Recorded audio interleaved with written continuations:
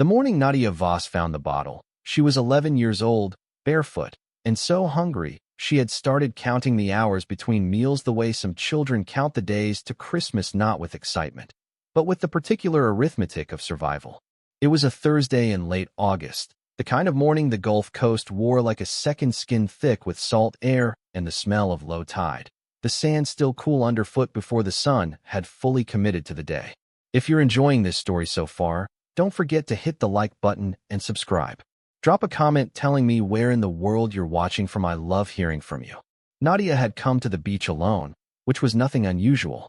The stretch of shoreline behind the Pelican Cove trailer park was technically public land, but the residents of the park had claimed it through decades of use, their footprints worn into the dune grass, their cigarette filters, and sun-bleached lawn chairs marking the territory the way other people mark property, with fences and hedges. Nadia's mother, Reyna, was asleep in the double-wide they shared with a broken window screen, a landlord who cashed their checks without fixing anything, and a rotating cast of financial emergencies that never fully resolved before the next one arrived. Reyna worked the overnight shift at a gas station 20 minutes down Route 12, 3 nights a week, and picked up afternoon shifts at a seafood restaurant on weekends. She slept when she could and stretched what she earned until it was nearly transparent, the way you stretch plastic wrap over a bowl and hope it holds until tomorrow. Nadia had learned not to wake her, so she went to the beach instead, the way she always did when the trailer felt too small and too quiet at the same time. She walked the waterline with her eyes down, partly out of habit, partly because the Gulf had a way of leaving things. Sand dollars, blue crab shells, a sneaker with no match. Once, a wallet with $43 in it, which Nadia had spent approximately 45 seconds debating before taking to the police station, because her mother had raised her that way even when raising her that way cost something. She was about a quarter-mile south of the park's boundary, where the beach curved away from the trailer homes and the vegetation grew wilder, scrubby saw palmettos crowding the dune line, when she saw the glint. It was half buried in the wet sand at the waterline, mostly obscured by a rack line of seagrass and broken shells the tide had left behind. She almost walked past it. What stopped her was the color, a deep, unusual green, the shade of old pharmacy glass, not the bright, translucent green of modern bottles. Something about it looked deliberate, old, like it had been made to last. She pulled it free from the sand with both hands. The bottle was heavy, sealed with wax over a cork stopper, the glass thick-walled and bubbled in places the way hand-blown glass is, the kind of imperfection that costs money now and used to just be how things were made. No label, no commercial markings.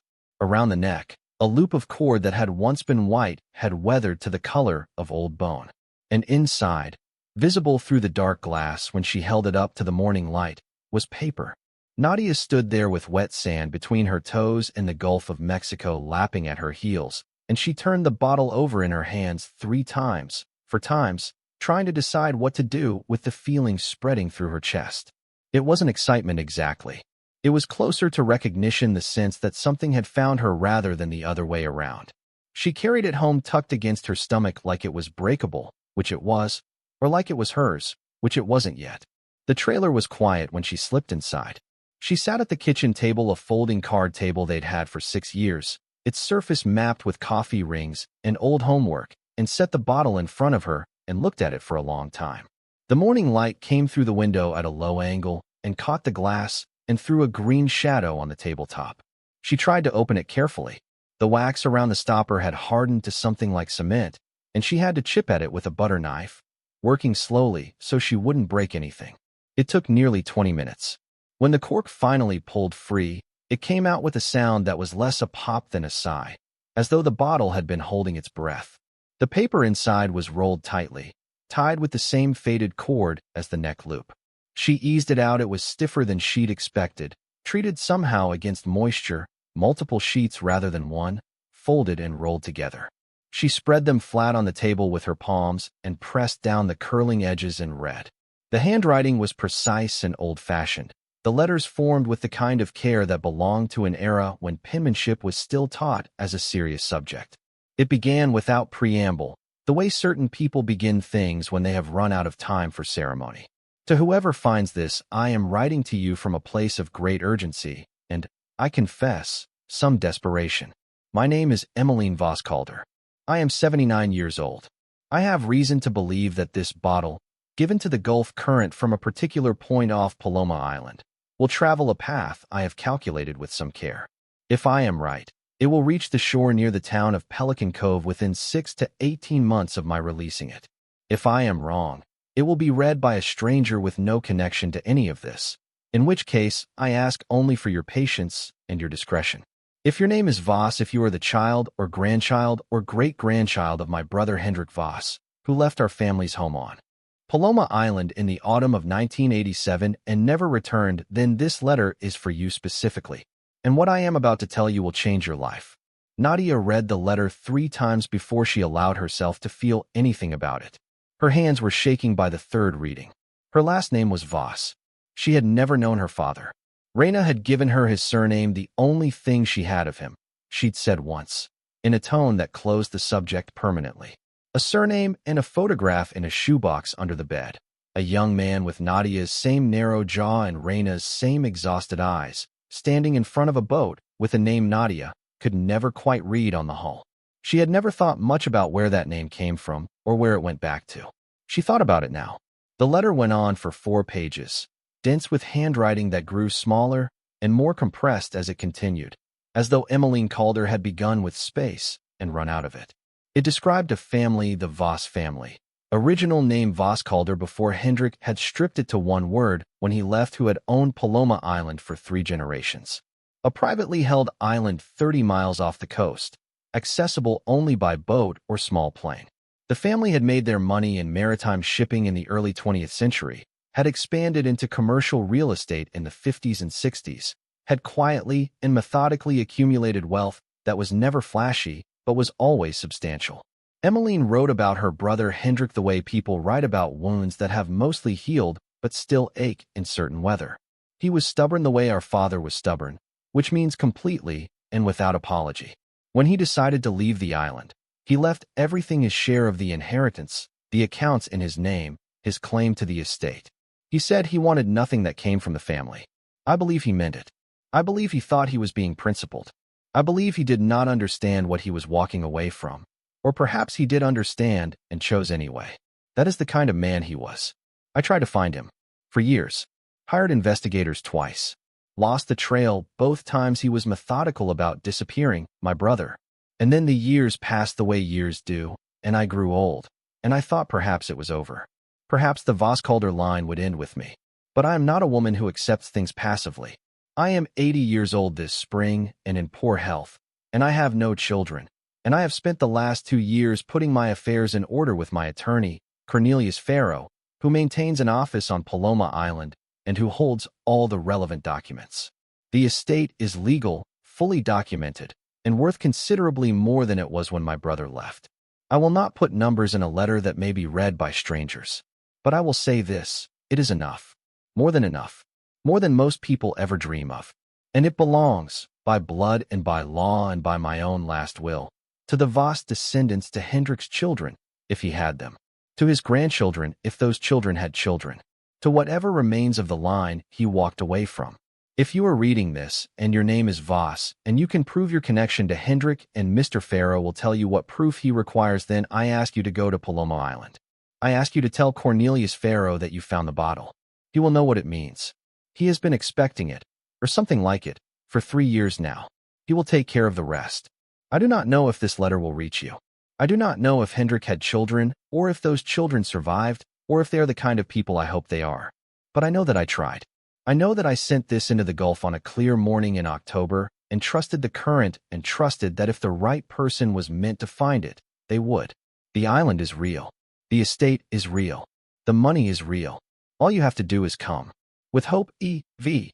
Calder. Nadia sat at the card table for a very long time after that.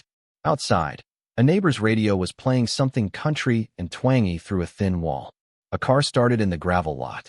The refrigerator in the corner hummed its perpetual, slightly worried hum. The trailer smelled of coffee and mentholated hand cream and the particular staleness of too many hours spent inside. She read the letter a 4th time. She put it down. She picked it up. She thought about what she knew about her family, which was not much.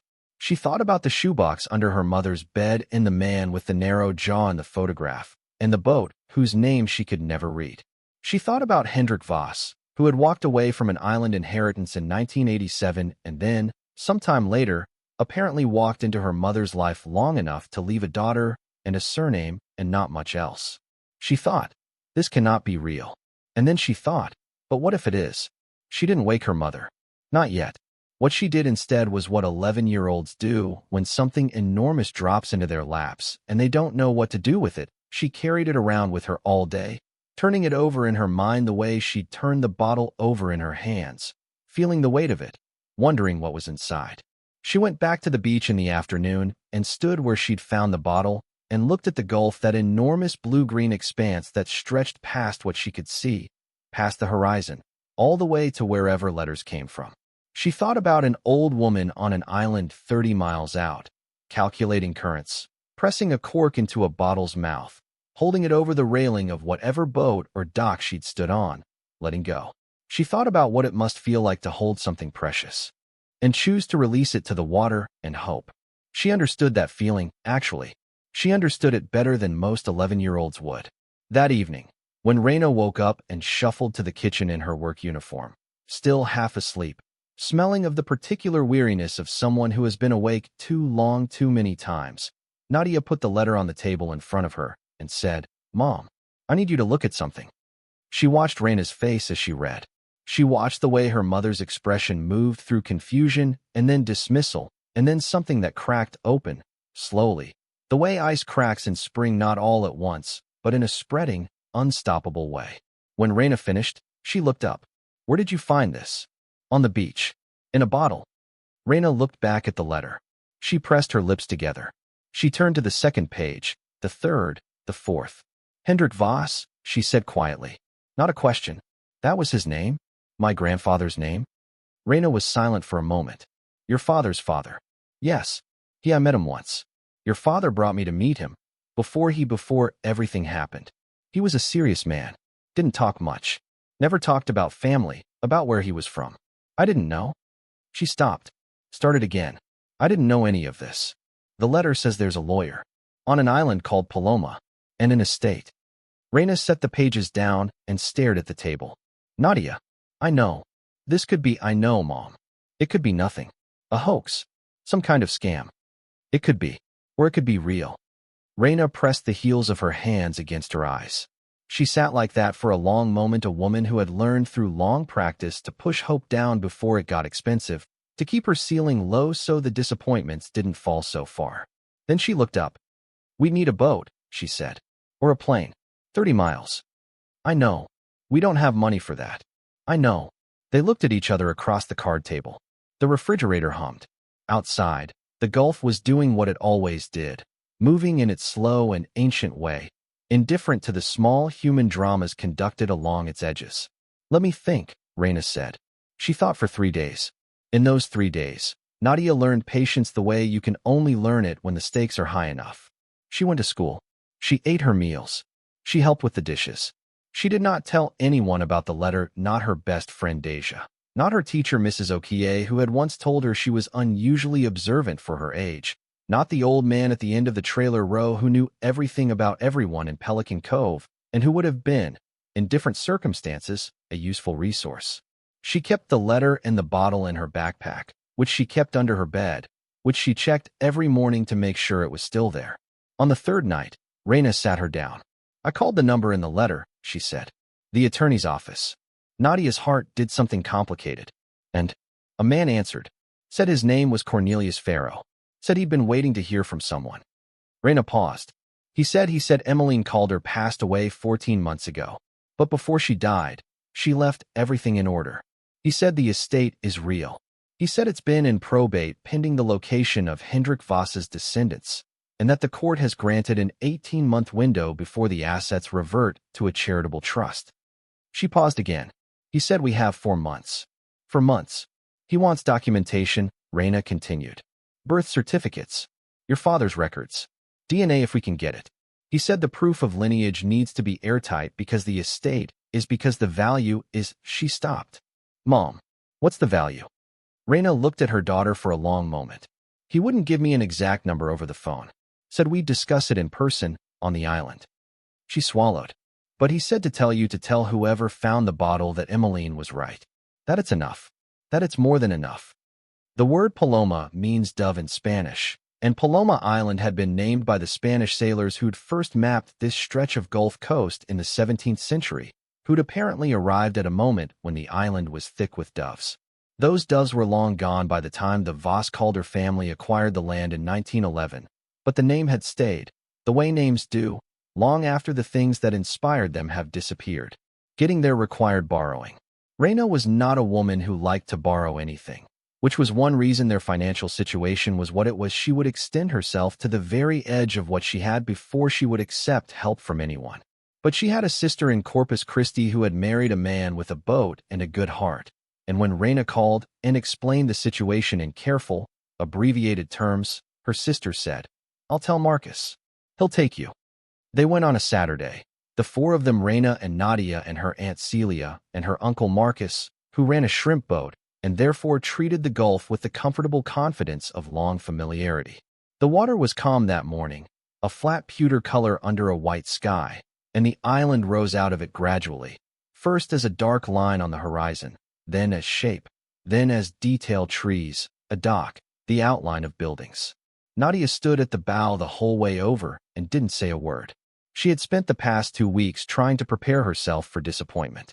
Reyna had coached her in this. Gently but consistently, it might be nothing. It might not hold up. We don't know for certain. Don't get your heart set on it. Good advice. Practical advice. The advice of a woman who had learned through experience that hope was a currency best spent carefully. But standing at the bow of Marcus's boat watching Paloma Island take shape out of the Gulf, Nadia felt something she couldn't quite press down. Something warm and insistent. The dock was old but solid, weathered gray wood with new cleats where the old ones had been replaced. A man was waiting on it, tall, thin, white-haired, wearing a linen suit that looked expensive and slightly rumpled, the way things get when they've been worn through decades of island humidity. He raised a hand as the boat came in. Cornelius Farrow. He helped them tie off with the ease of someone who'd been doing it his whole life, then stood back and looked at Nadia with an expression that was careful and searching, and, beneath that, something that might have been relief. "You found it," he said. Not to Reyna. To Nadia. "Yes, sir." She said a child would find it. Emmeline always said that. He shook his head slightly. She calculated the current patterns herself. Said the bottle would travel south and east, stay close to shore, eventually wash up somewhere near Pelican Cove. She was always meticulous. Something passed across his face. Always right. He led them up from the dock along a path through palms and something that might have been bougainvillea, its color so intense it looked painted on. The island was larger than it had seemed from the water. They passed a cottage and then another structure, older, brick, almost hidden by the overgrowth. Then the path opened out onto a lawn, real lawn, maintained, impossibly green in the late August heat, and at the far end of it, a house. Not a cottage, a house. 2 stories, wide verandas on both levels. The kind of architecture that belongs to the Gulf's old wealthy class, not ostentatious, not palatial, but substantial in the way of things built to last rather than to impress. White painted clapboard darkened by decades of weather to a warm ivory. Shuttered windows. A widow's walk at the top with a view that, on a clear day, must have shown nothing but water in every direction. Reyna made a small sound behind her. Not a word. Just sound. Farrow led them inside. The interior was cool, actually cool, not just relatively so, and smelled of cedar and old paper and the particular preserved quality of houses that have been cared for over a long time. The furniture was heavy and old without being decrepit. There were books, a great many of them, in built-in shelves along the hallway. Framed charts on the walls, maritime charts, the kind used for actual navigation rather than decoration. He took them to a study at the back of the house, set with 4 chairs around a low table, and closed the door, and sat down, and folded his hands. "I'll be direct with you," he said, looking between Reyna and Nadia. Emmeline wanted whoever found that bottle to understand what they were inheriting before we got into documents and procedures. She said she didn't want the first impression to be paperwork. She wanted it to be the truth. "We'd appreciate that," Reyna said. Farrow nodded. The Voss Calder estate has been under my firm's management since Emmeline's husband Bernard died in 2009. By that point, the estate included this island, which is privately held and unencumbered by any debt, a portfolio of commercial real estate on the mainland across 3 states, a financial portfolio consisting of stocks, bonds, and managed funds accumulated over several decades, and various physical assets including 2 boats, stored vehicles, and equipment associated with the island property. He paused. At the time of Emmeline's death 14 months ago, the estate was valued by independent appraisal at $410 million. The room was very quiet. Outside, something a bird, probably, maybe one of the doves the island was named for called once and then stopped. Reyna's hands, which had been folded in her lap, went very still. Nadia said nothing. She had promised herself she would not say anything impulsive. She had made that promise to herself on the boat, as a condition of being allowed to hope. 410 million, Reyna repeated. Her voice was perfectly flat, the flatness of someone keeping a great deal in. At the time of last appraisal, the portfolio has continued to perform in the intervening period. The current estimated value is somewhat higher. Farrow looked at Nadia. Emmeline left a letter for whoever found the bottle. A different letter, longer, more personal. She asked me to give it only to the finder after the initial conversation. Would you like to read it now? Or now, Nadia said. He produced it from the desk drawer, a sealed envelope, formal cream stock, her name written on the front in the same precise handwriting she recognized from the bottle. Except not her name. Not Nadia. The name on the envelope was simply Dove. She opened it with hands that were steadier than she expected. If you're hooked on this story, make sure to subscribe and turn on notifications so you never miss an upload. Your support means everything and helps me bring you more emotional stories like this one. Dear Dove, I am calling you that because I do not know your name, and because Paloma means dove, and because the island should belong to someone who found their way to it by following a current they didn't choose.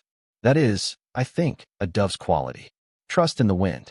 Willingness to land somewhere unexpected. I want to tell you something about your great-uncle Hendrik, my brother, that I have never told anyone, because for most of my life I was angry enough at him to withhold it.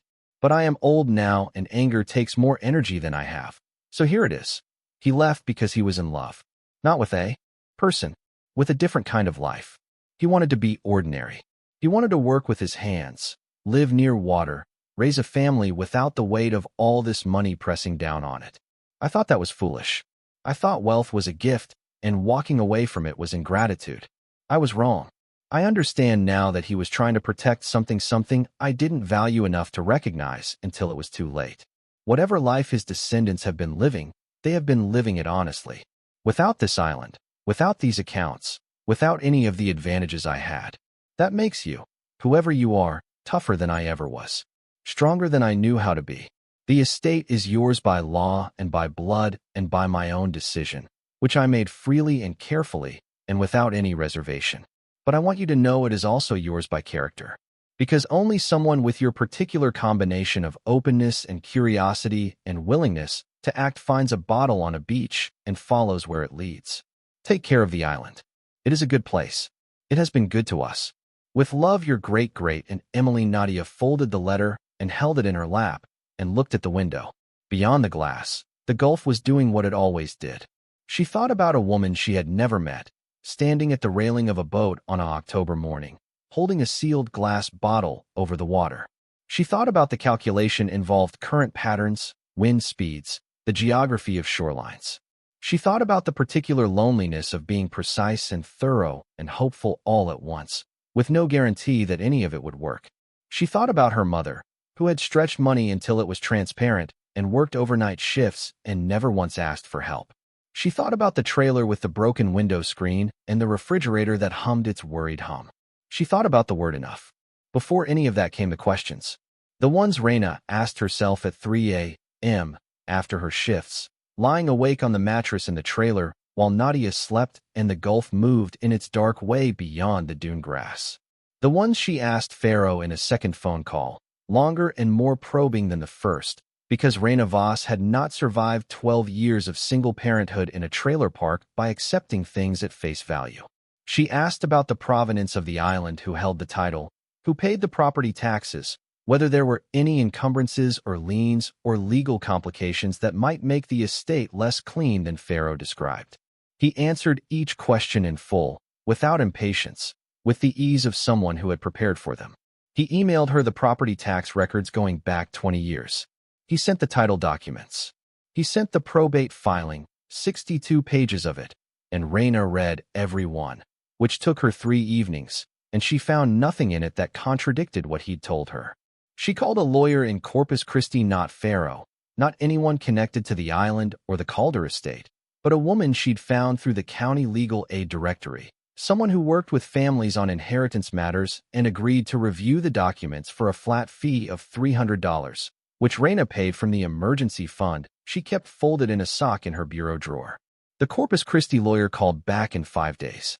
"Mrs. Voss," she said, "this appears to be completely legitimate." Reyna sat down on the edge of the card table. The card table, which was not rated for sitting on, made a sound of protest. "You're certain? The estate is real. The attorney is licensed and in good standing in Florida. The probate is filed in the correct court and is advancing normally. The DNA testing protocol he's proposing is standard for lineage-based inheritance cases." A pause. "May I ask where you found this?" Reyna told her. Another pause, longer. "Your daughter found a bottle on the beach." "Yes." "With a letter inside." "Yes." "Directing her to a $400 million inheritance." "Yes." The longest pause of all. Then, "Mrs. Voss, I have been doing this work for 22 years. I have never seen anything like this. That doesn't make it false. It makes it extraordinary." Another pause. "Get the DNA done. Follow the process. Let Mr. Farrow do his job. And if at any point something feels wrong, call me." Reyna thanked her and hung up and sat on the edge of the card table and allowed herself to cry for exactly 4 minutes, which was all she could afford.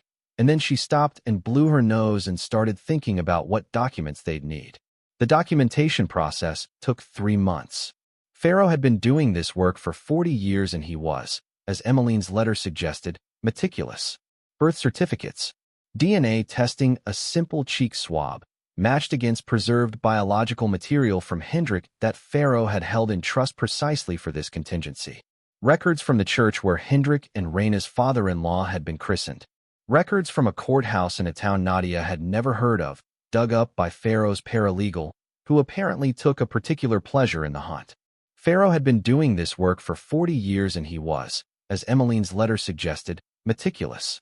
Birth certificates, DNA testing, a simple cheek swab, matched against preserved biological material from Hendrik that Farrow had held in trust precisely for this contingency. Records from the church where Hendrik and Reyna's father-in-law had been christened.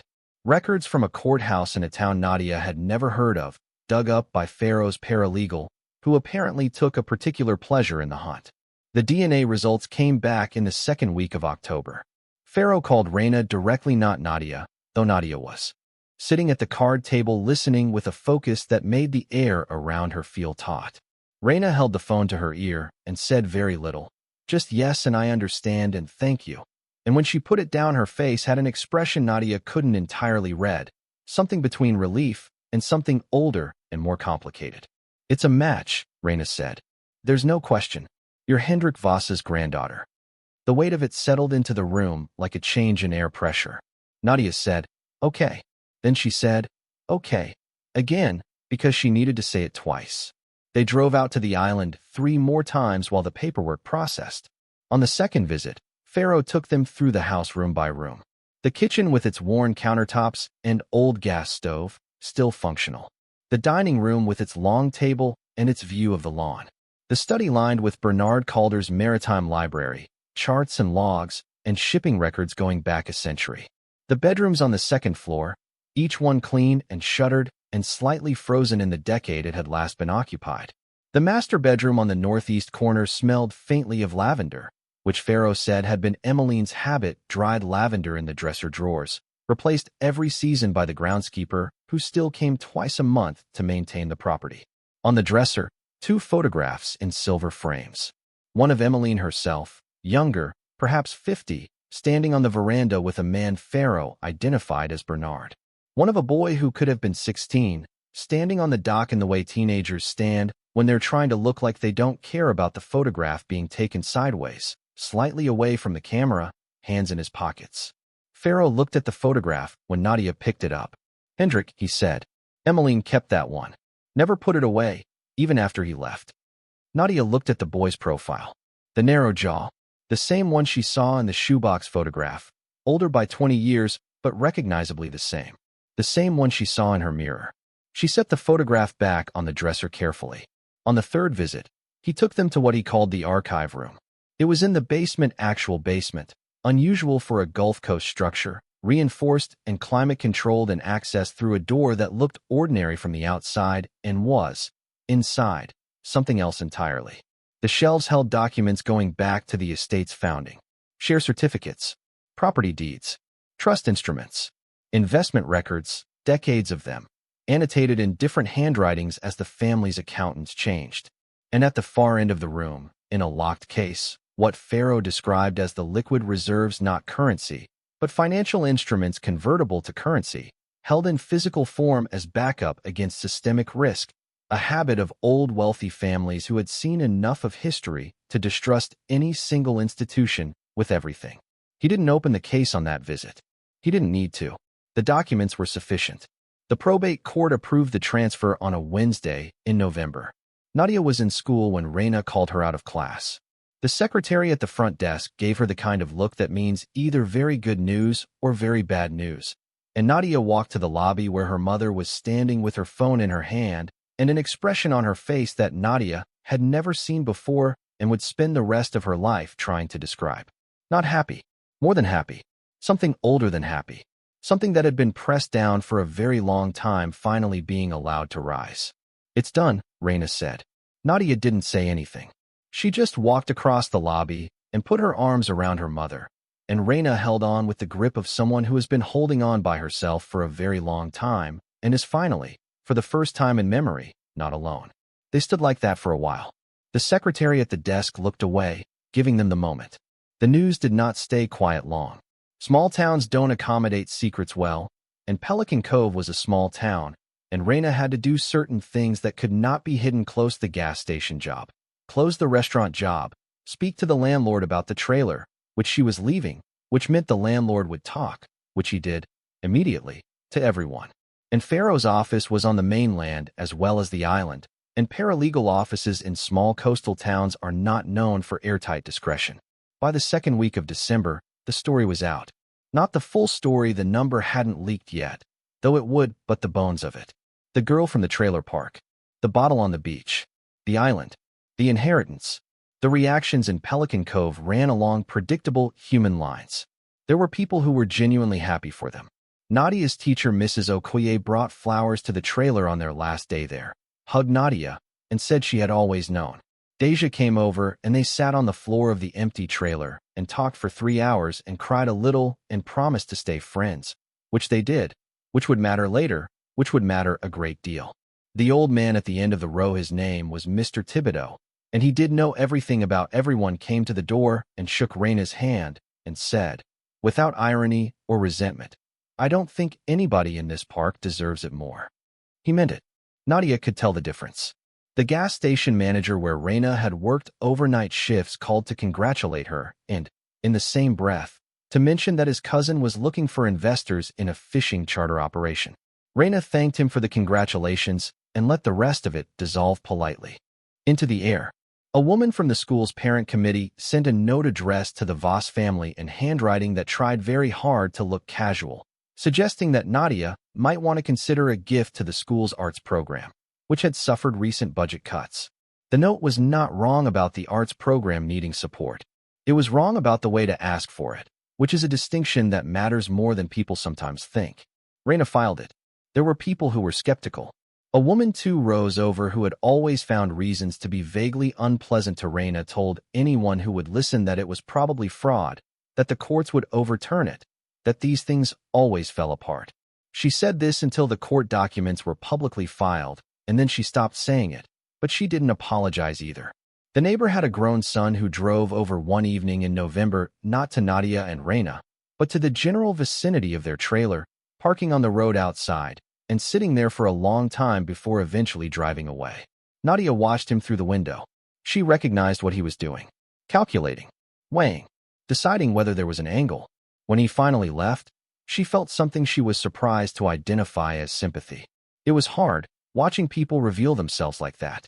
Hard for them and hard to watch. And there were people who made the particular kind of mistake that people make when money enters the picture, who called Reyna with investment ideas, with business proposals, with reminders of old favors and old connections, who found things to need that they hadn't needed before, who treated Nadia differently at school, with a new, careful attention that had nothing to do with who she actually was. Nadia noticed all of it. She was 11 years old and observant beyond her years, and she filed it all away in the particular way that children who have had to pay close attention to adults for their own safety learn to file things. She did not let it harden her. That was the important part, and it was not easy. She had a letter from Emmeline Calder folded in the small cedar box Farrow had given her as a gift when the paperwork was done, and in that letter it said, "Take care of the island. It is a good place." And she had decided that taking care of the island meant taking care of herself first, which meant being the kind of person who could receive something enormous without being crushed by it or made unrecognizable by it. Her mother helped with this, as her mother had always helped with the most important things. "You know what worries me?" Reyna said one night, sitting on the veranda of the island house, the Gulf doing its evening thing beyond the lawn, the sky going through its colors. "What?" "That you'll forget who you were before." Nadia looked at her mother. The light was doing something beautiful to the water, that particular Gulf Coast thing where the last of the sun catches the surface and turns it the color of old copper, briefly, before it fades. "The girl who went to the beach before I woke up because she knew I needed the sleep. The girl who found a wallet with $43 in it and took it to the police station. The girl who counted hours between meals the way other kids count days to Christmas." Reyna looked out at the water, her hands around a cup of coffee that had gone cool. "That's who I'm trying to raise. I need you to promise me you'll stay her." "I promise," Nadia said. She meant it. She meant it the way you mean things when you've seen, up close and without any buffer, what it costs to lose yourself to circumstances, either the bad kind or the good kind. She had watched her mother work 3 jobs and keep her spine straight and choose grace when bitterness would have been easier, and she understood that character was not a thing you kept by accident. It was a thing you kept on purpose, every day, in small choices and large ones. She had also told nobody what Farrow had said. The one more thing. She'd told Reyna. Of course Reyna had been there, but they had agreed by unspoken mutual consent not to speculate too much about it until they knew. Speculation was a trap Reyna had learned to avoid, and that Nadia was learning to avoid. You spent your energy picturing something, and it turned out to be different, and then you were managing both the reality and the grief of the thing you'd imagined, which was twice the work for no reason. So they had waited. The appraisal documents were signed. The transfer papers filed. Farrow's office sent confirmation on a Thursday morning via certified mail and also via email, the way law offices do when they want to be absolutely certain nothing can later be claimed to have gone undelivered. Reyna read both. Nadia read both. They looked at each other over the kitchen island of the house they were renting on the mainland while the island was being made habitable, a small rented house with a functioning window screen and a refrigerator that did not hum anxiously, and they didn't say much, because there wasn't much to say that wasn't already said by the fact of it. Farrow had asked them to come to the office the following Monday. There is one more thing. Sunday night, Nadia could not sleep. She lay in the rented house's small bedroom and stared at the ceiling and thought about glass bottles and old women and currents and the particular, precise faith required to release something precious into open water and believe it would arrive. She thought, "I am 11 years old, and I have been carrying this for months, and I am tired in a way that doesn't have anything to do with sleep, and also more awake than I have ever been in my life." She thought, "Whatever it is, we'll be okay. We were okay before. We'll be okay now." She fell asleep. Eventually, just before midnight, with the Gulf audible through the window screen, present, constant, doing what it always did, indifferent and loyal all at once. And she had the sense that Emmeline Voss Calder, precise, deliberate, calculating wind currents and trust simultaneously, had been, in her way, one of the most principled people who had ever tried to reach her. She owed it to the old woman to at least try. That night, after Reyna had gone to bed, Nadia sat alone on the veranda and watched the Gulf in the dark.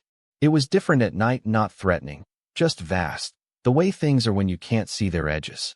The sound of it was constant and impersonal, waves arriving from distances she couldn't imagine, depositing themselves on the beach below the lawn with a sound like breath, like something enormous and patient completing an action it had been completing since long before anyone was there to hear it. She thought about Emmeline, who had sat on this same veranda, probably, in the October dark, deciding to send the bottle. She thought about what that decision required, not just the calculation, the current mapping, the wax and the cork and the cord, but the belief, the actual belief that it would work, that the Gulf would carry the bottle to the right shore, that the right child would find it, that the world was, beneath all its evidence to the contrary, a place where things could work out. She thought about herself, 11 years old, walking the waterline with her eyes down. She thought about the glint of green glass in the low morning light. She thought, I could have walked past it. I almost did. And she thought, but I didn't. The full appraisal was completed in January, for months after the probate approval. $410 million had been the figure at Emmeline's death. The portfolio managed conservatively, as old money tends to be managed, had continued to appreciate. The real estate holdings, 3 commercial properties in Houston and 2 in Pensacola and 1 in New Orleans, had been reappraised at current market values. The island itself had been assessed by an independent firm that specialized in private island properties. The final figure was $431 million. Farrow presented the document in his office on the mainland office, which Nadia was seeing for the first time, and which was smaller and quieter than she'd expected. He slid it across the desk with the care of someone handling something they understand is fragile, not because it is physically fragile, but because of what it represents. Reyna looked at the number for a long time.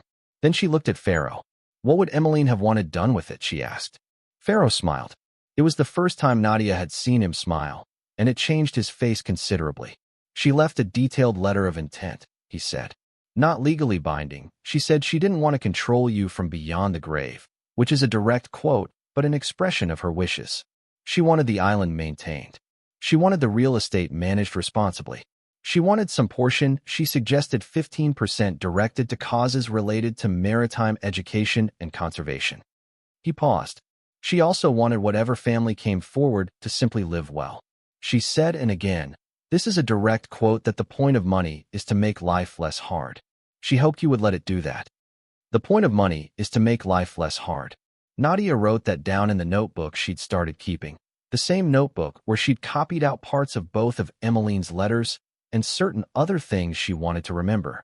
She wrote it down and underlined it. Then she looked at her mother, who was still looking at the number on the page, and she thought about the broken window screen and the refrigerator's worried hum and the overnight shifts and the card table with its map of coffee rings. She thought about all the times her mother had stretched things until they were nearly transparent and hoped they'd hold until tomorrow. She thought, it will hold now. She thought, it held. And she let herself feel, for the first time in the 4 months since she'd found the bottle, the full weight of what had happened. Not the anxiety of it, not the documentation and the uncertainty and the careful management of hope. The actual thing itself. The gift. The improbable, current carried, precisely calculated gift from a woman she'd never met to a family that didn't know it needed finding. Outside the window of Farrow's office, the Gulf was visible between the buildings, a strip of blue-green between the ordinary structures of the town, glittering in the January light. Nadia looked at it and thought about a woman on a boat in October, holding a bottle over the railing. She thought about letting go. She thought about trust. And she thought about something else, too, something that had been sitting quietly in the back of her mind since the second island visit, since she'd stood in the archive room looking at those locked cases and those decades of financial records. Something Farrow had said in passing, almost too quickly, as he was showing them out. There's one more matter we'll discuss when the transfer is complete. Emmeline left something additional for the finder of the bottle, something separate from the estate itself. She was very specific that it not be revealed until the lineage was confirmed and the probate finalized. She had asked him about it twice since then. Both times he'd smiled his careful smile and said, in time. She had also told no one else. The night after Farrow said it, she'd lain awake running through possibilities, the way you can't help doing even when you've trained yourself against speculation. More money? Another property? A letter? Another letter, something Emmeline hadn't been able to fit into. The bottle? She'd let herself run through the possibilities exactly once, then closed that door and kept it closed, because Reyna had taught her that imagining the best case was just as dangerous as fearing the worst. Both of them left you managing something that hadn't happened yet, and that was energy spent on air. What she'd done instead, during those 3 months of waiting, was pay attention to the island itself. She'd walked every path on it, cataloged every building, pressed her hands against the old brick of the structures hidden in the vegetation. She'd found a garden behind the main house that had gone half wild, the bones of a formal arrangement still visible, roses and something with blue flowers she couldn't identify running free over what had once been careful rows. She'd found a small outbuilding near the water that was newer than the main structures, maybe 30 years old, that held a workbench and tools and a row of hooks still holding coiled rope in different diameters. She'd found, under the overhang of the dock, a name carved into one of the pilings in letters that were small and careful and faded almost to nothing by decades of salt water and sun. H.V. 1985 Hendrik Voss. 14 years before she was born, 2 years before he left for good, her grandfather had stood on this dock and carved his initials into the wood. She'd traced the letters with her finger and felt the depth of them, how far in he'd cut, pressing hard, like someone trying to leave something permanent in a place they already knew they might not keep. She'd taken a photograph. It was in the cedar box alongside Emmeline's letters. The probate was finalized. The time, apparently, was now. She looked at her mother across Farrow's desk. Reyna looked back. Her hands were still in her lap, the way they went when she was holding herself together from the inside, a posture Nadia knew as well as she knew her mother's face. Farrow folded his hands the way he did when he was about to say something significant and said, "There is one more thing." Farrow rose from behind his desk and crossed to the built-in cabinet along the wall, not the filing drawers, not the shelves of reference books, but a lower panel Nadia had noticed on her first visit and dismissed as a decorative feature, a section of wood paneling that matched the rest too precisely to look like a door. He pressed a point near its upper left corner, and it swung open. Inside was a safe. Not a small one, a floor model, gray steel, the kind with a combination dial rather than a keypad, the kind built in an era when people trusted mechanisms they could see over electronics they couldn't. Farrow worked the combination without hesitation. 3 turns. 2. 1. The handle gave with the particular authority of well-engineered metal, and the door swung wide. He reached inside and brought out a flat wooden box, the size of a large book but shallower. It's a warm, dark color that Nadia would later learn was rosewood. He set it on the desk in front of her. "Emmeline left this for the finder of the bottle," he said. "Separate from the estate. Separate from the inheritance documents. She called it a personal bequest, which in legal terms means it falls outside the standard probate and transfers directly upon identification of the recipient." He stepped back, giving them room. "She left instructions that it be opened in this office, in this manner, with me present." Those were her exact words. "In this office, in this manner, with you present, Cornelius, so that whatever she finds, she isn't alone with it." Nadia looked at the box. The wood had a grain to it that caught the morning light differently, depending on the angle, shifting from reddish-brown to almost amber when she tilted her head. The lid was fitted with a small brass clasp, tarnished to the color of old honey. No lock, no combination, just the clasp, which she could open with 2 fingers.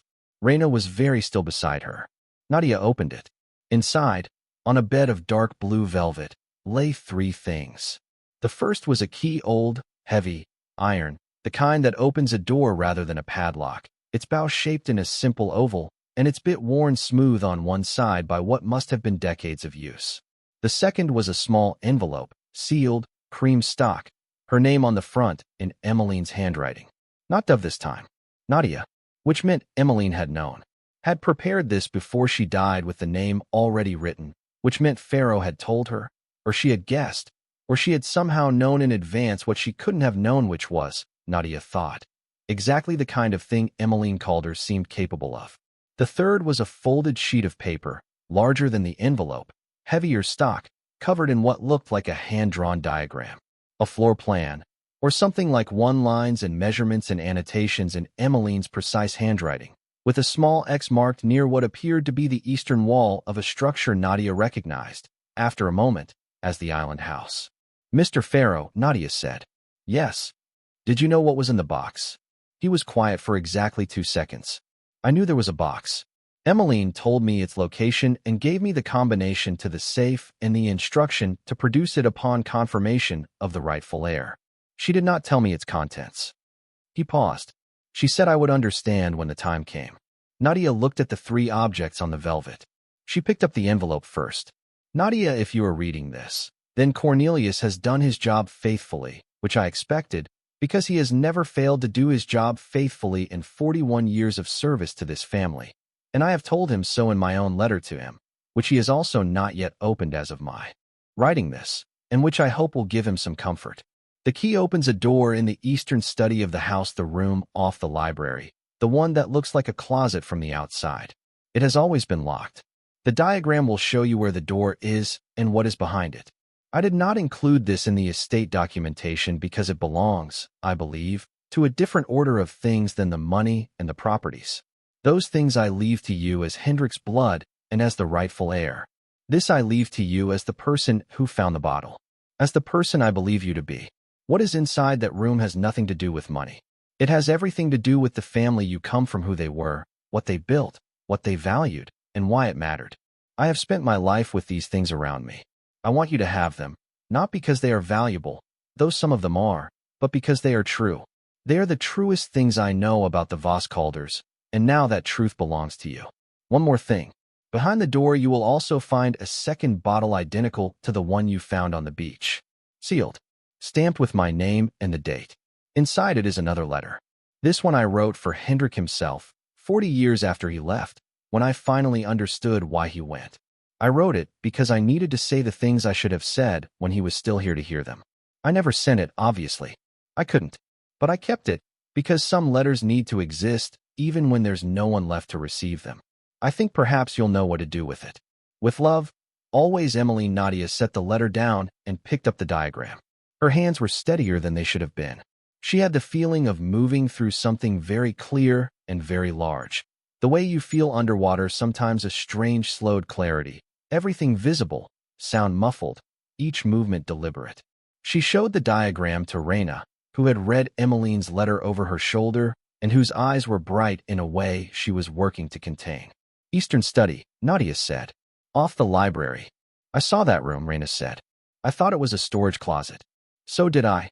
They looked at each other. Farrow had withdrawn to his chair with the quiet competence of someone who understands when a moment belongs to other people. He was looking at his own hands, giving them privacy without leaving the room. "We should go back to the island," Nadia said. "Yes," Reyna said. "We should." They went that afternoon. Marcus's boat was unavailable. He was out on a shrimp run that wouldn't end until Thursday, so Farrow arranged a water taxi, a service that ran between the mainland marina and the island twice daily for the groundskeeper and, occasionally, Farrow himself. The captain was a weathered man in his 60s named Pete, who had been running this route for 11 years and who greeted Farrow by name and Nadia and Reyna with the pleasant indifference of someone who has learned not to ask questions about the people he ferries to private islands. The crossing took 40 minutes. Nadia stood at the bow again, as she had on every previous crossing, and watched the island rise out of the gulf. She had the key in her jacket pocket, wrapped in a piece of cloth she'd taken from Farrow's office supply closet and which he had offered without being asked, which she found she was grateful for. The island looked the same as it always did. The palms, the dock, the path through the bougainvillea. The groundskeeper, a quiet man named Jesper who managed everything from the garden to the generator, was trimming something near the eastern side of the main structure and raised a hand as they passed. Farrow had called ahead. They went straight to the library. It was a room Nadia had spent time in on the second and third visits, drawn by the books and the charts the way she was always drawn by collections of things organized by someone who cared about them. Bernard Calder's maritime library was not just decorative. The books showed the wear of use, their spines creased, some with slips of paper marking pages, pencil notations in the margins of the navigation texts. He had been a reader who read for information rather than display, which she respected. The door was where the diagram said it would be. In the eastern wall, behind a freestanding set of shelves that had always looked to Nadia, like it was placed slightly oddly too close to the corner, as though concealing something behind it rather than simply filling space. Farrow helped them move the shelves aside. It took a few minutes and some effort, the shelves being heavy with books, but when they were clear, the door was exactly where the diagram placed it. It was not a closet door.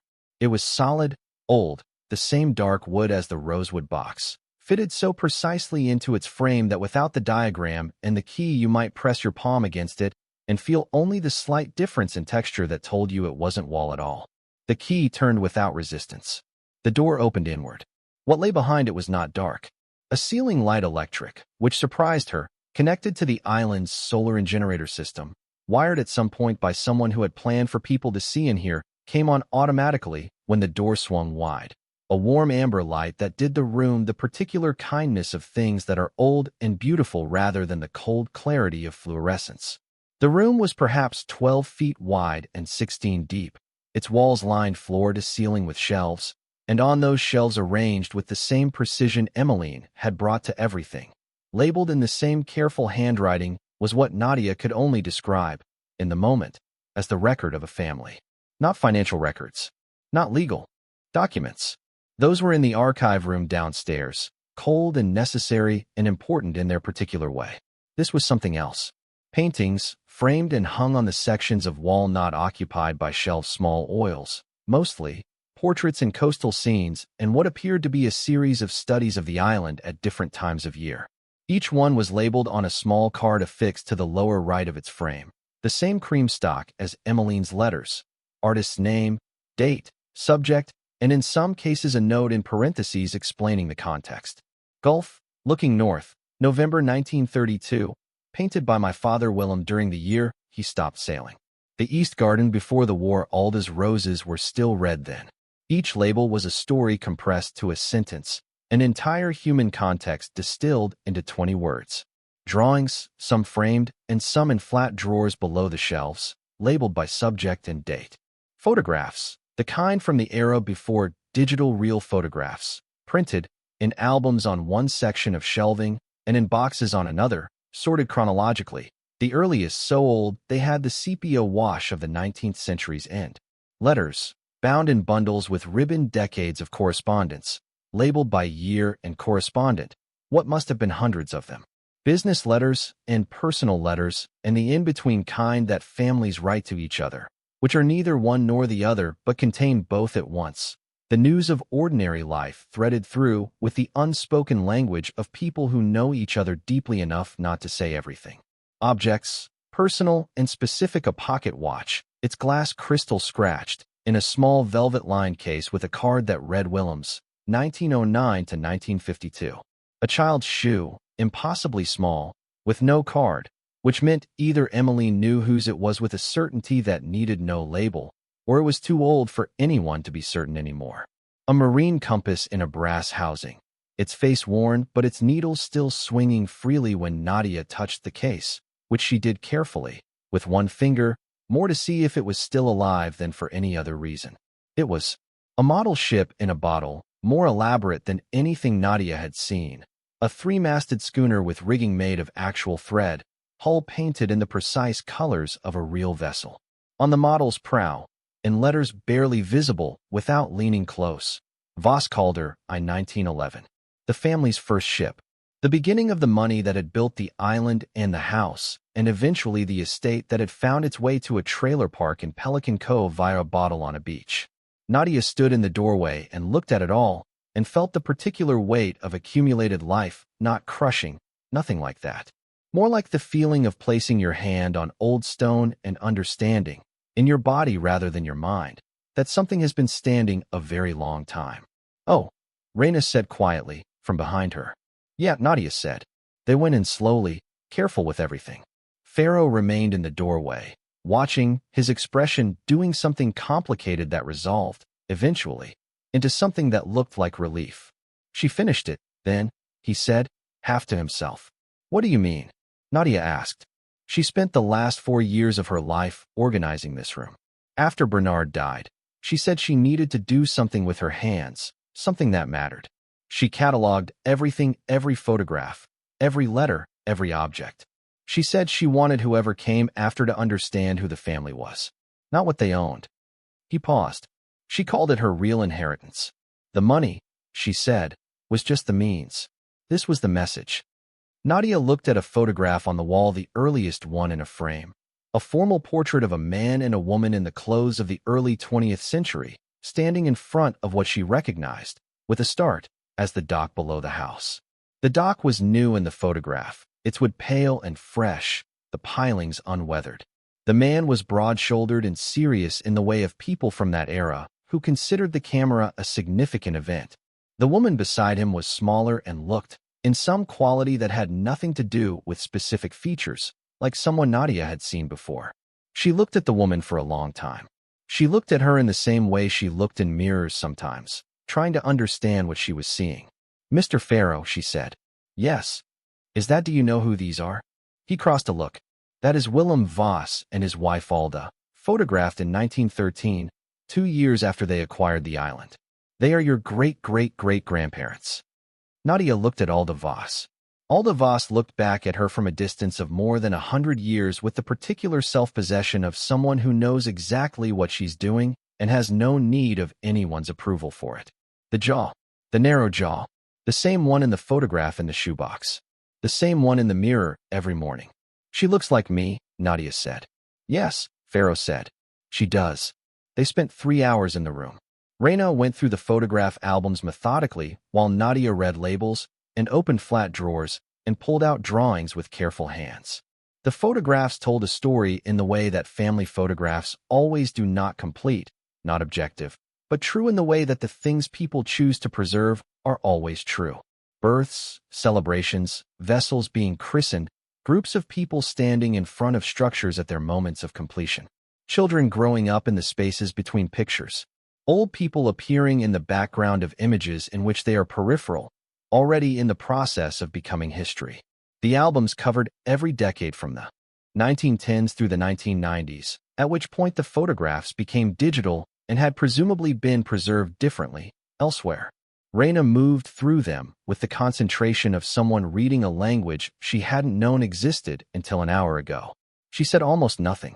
Occasionally she'd hold up an image to catch better light, or tilt the album toward Nadia to show her something, and Nadia would lean in and look.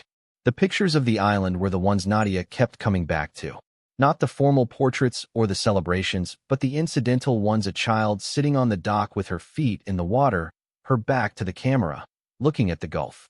2 people at the kitchen table with coffee cups and what looked like a chart spread between them, mid-argument or mid-collaboration. It was hard to tell. The garden at every stage of its life, in Alda's meticulous prime, in its gradual softening under Bernard and Emmeline's less horticultural management, in its final wild years after Bernard died. Emmeline in the garden in the last photograph that appeared to be of her, seated in a chair near the roses, her posture still upright, her face angled toward the water, the light of a late afternoon, doing something specific and beautiful to the silver of her hair. She looked, in that photograph, like someone who had made her peace. There were photographs of Hendrik, many of them, from infancy through adolescence and into young adulthood, and in all of them the narrow jaw was present, and Nadia kept finding herself in the curve of an ear or the set of a shoulder or the way he stood with his weight on one foot, slightly sideways, not quite committing to being in the frame. The last photograph of Hendrik in the albums was dated 1986, 1 year before he left. He was 23. He was standing on the widow's walk at the top of the house, looking out at the Gulf, his back to the camera. Someone, Emmeline, presumably had taken the picture from below, so that the image was the back of her brother's head against an enormous sky, his posture carrying something that was either contemplation or preparation or both. Reyna looked at the photograph for a long time. "He was thinking about leaving," she said softly. "Or thinking about how to stay," Nadia said. Reyna looked at her. "Sometimes they're the same thought," Nadia said.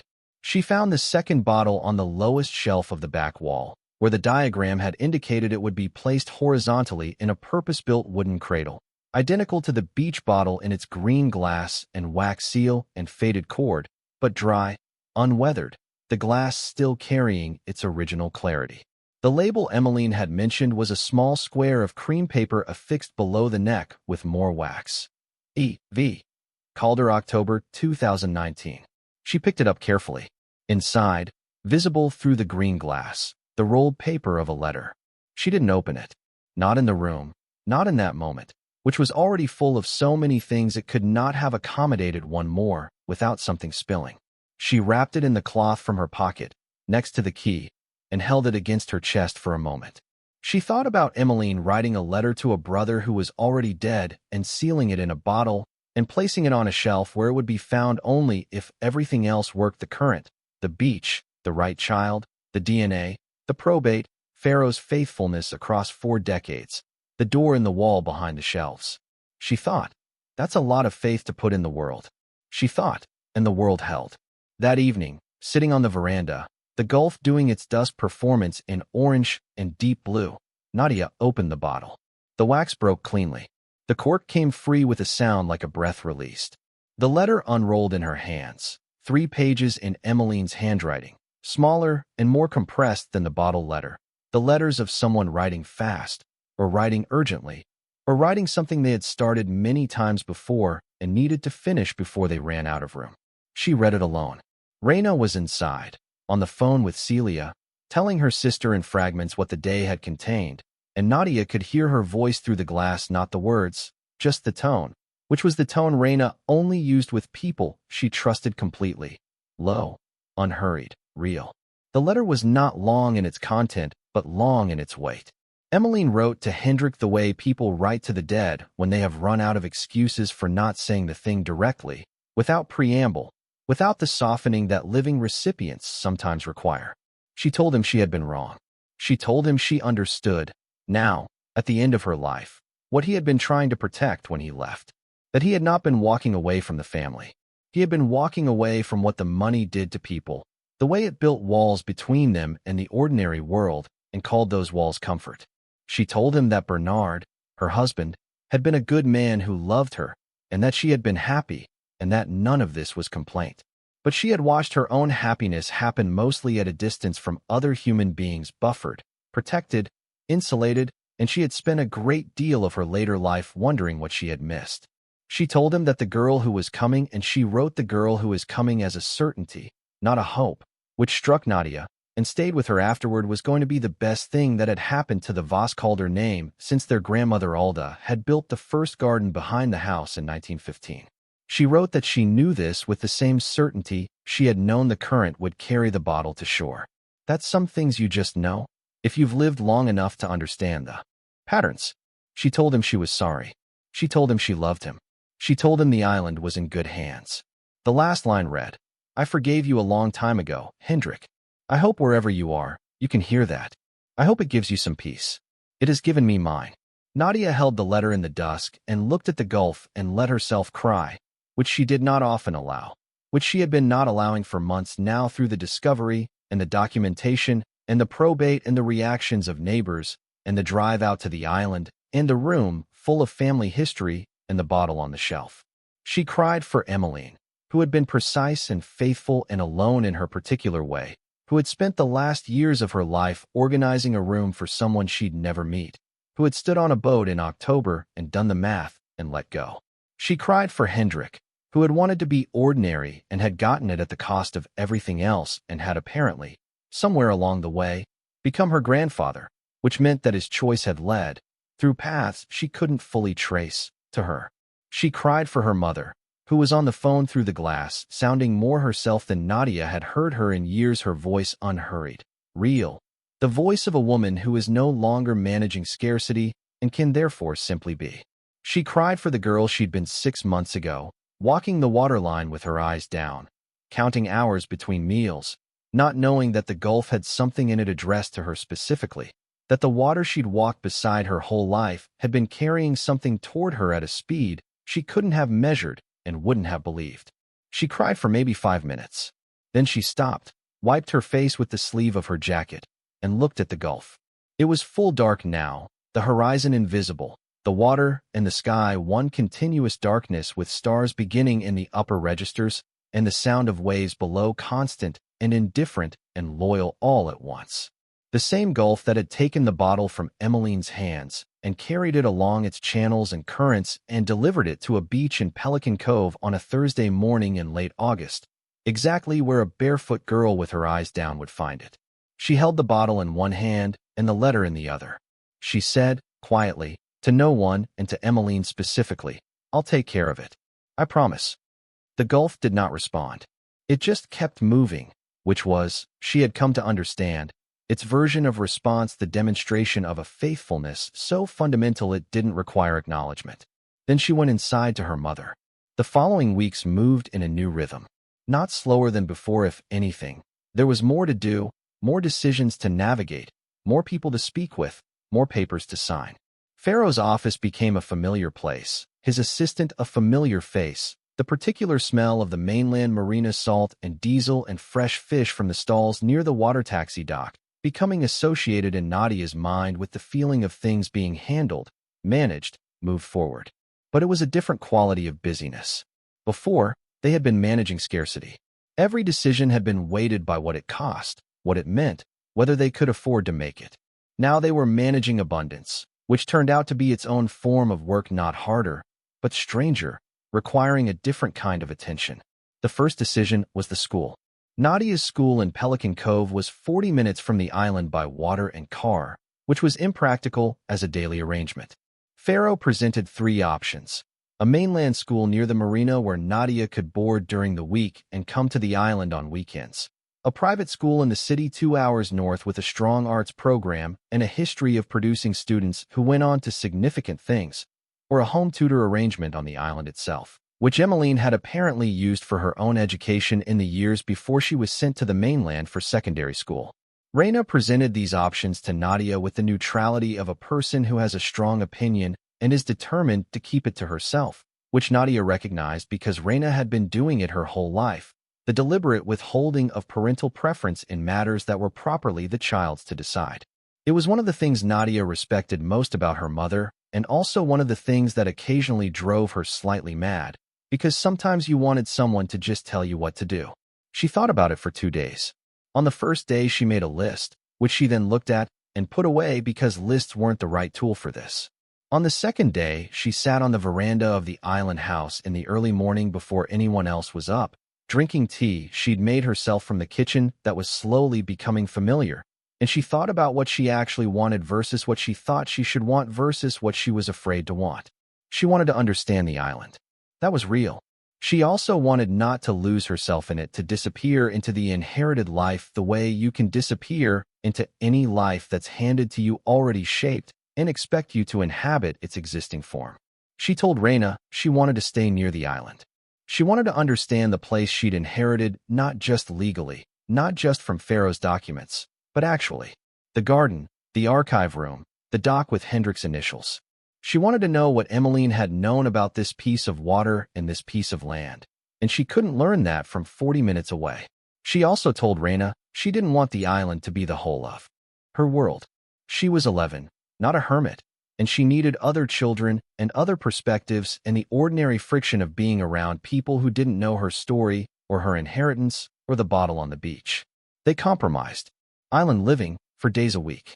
A day school on the mainland, small and reasonably good and close enough to the marina that the commute by water taxi was manageable.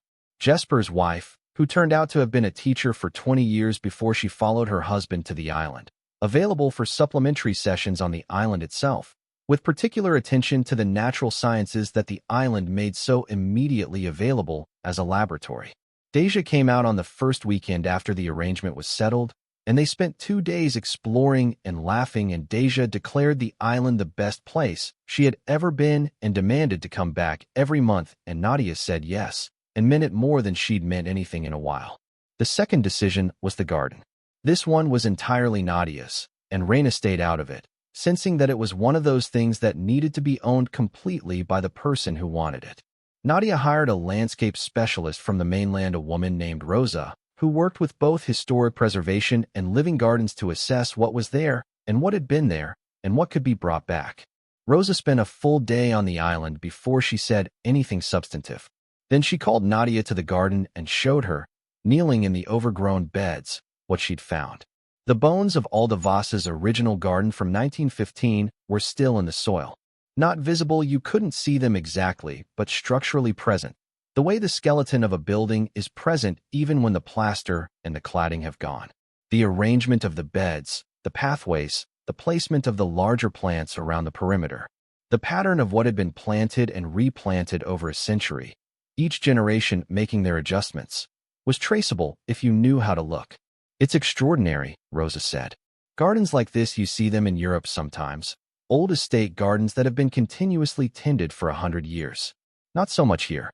This one went wild for maybe 15 years after Bernard Calder died, but the structure survived. She looked at Nadia. What would you like to do with it?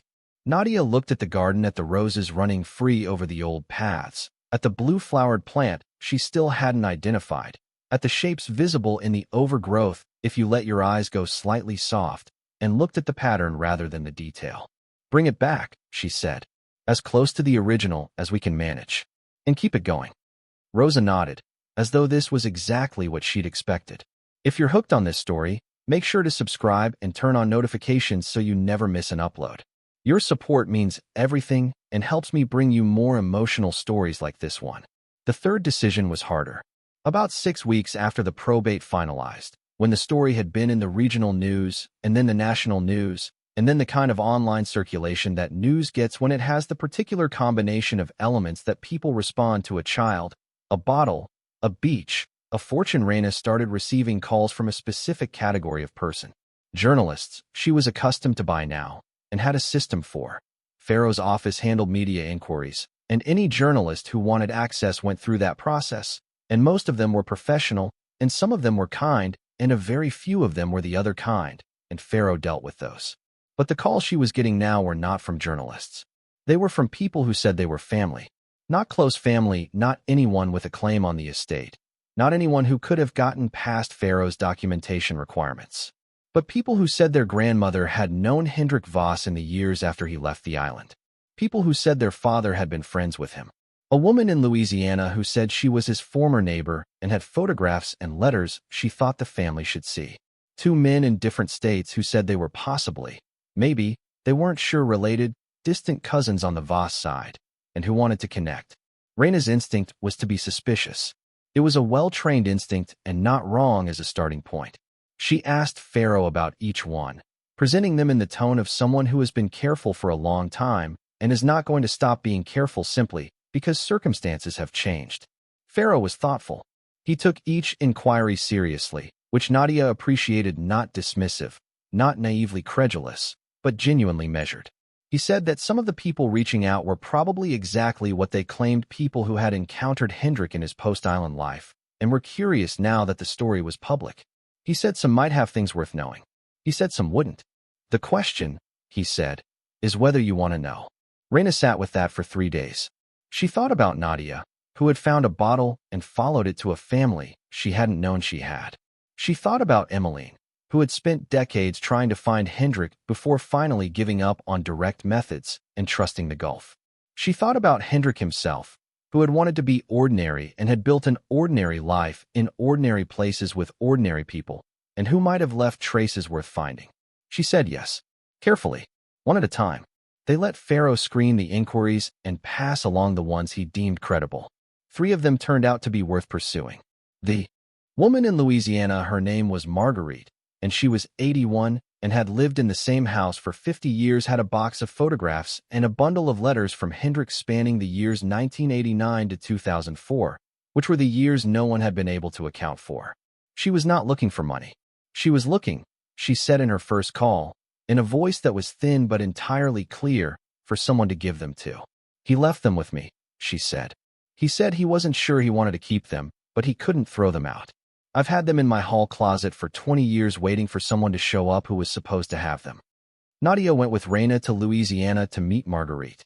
It was a Tuesday in late February, cold for the Gulf Coast. The live oaks around Marguerite's house hung with Spanish moss that moved in a wet wind. The house was small and white, and had clearly been tended the way Marguerite tended everything in her life, with attention to what mattered and indifference to what didn't. The paint was fresh. The window boxes had winter pansies. The porch steps had been repaired recently, the wood still pale. Marguerite was small and white-haired and moved with the careful deliberateness of someone whose body requires negotiation.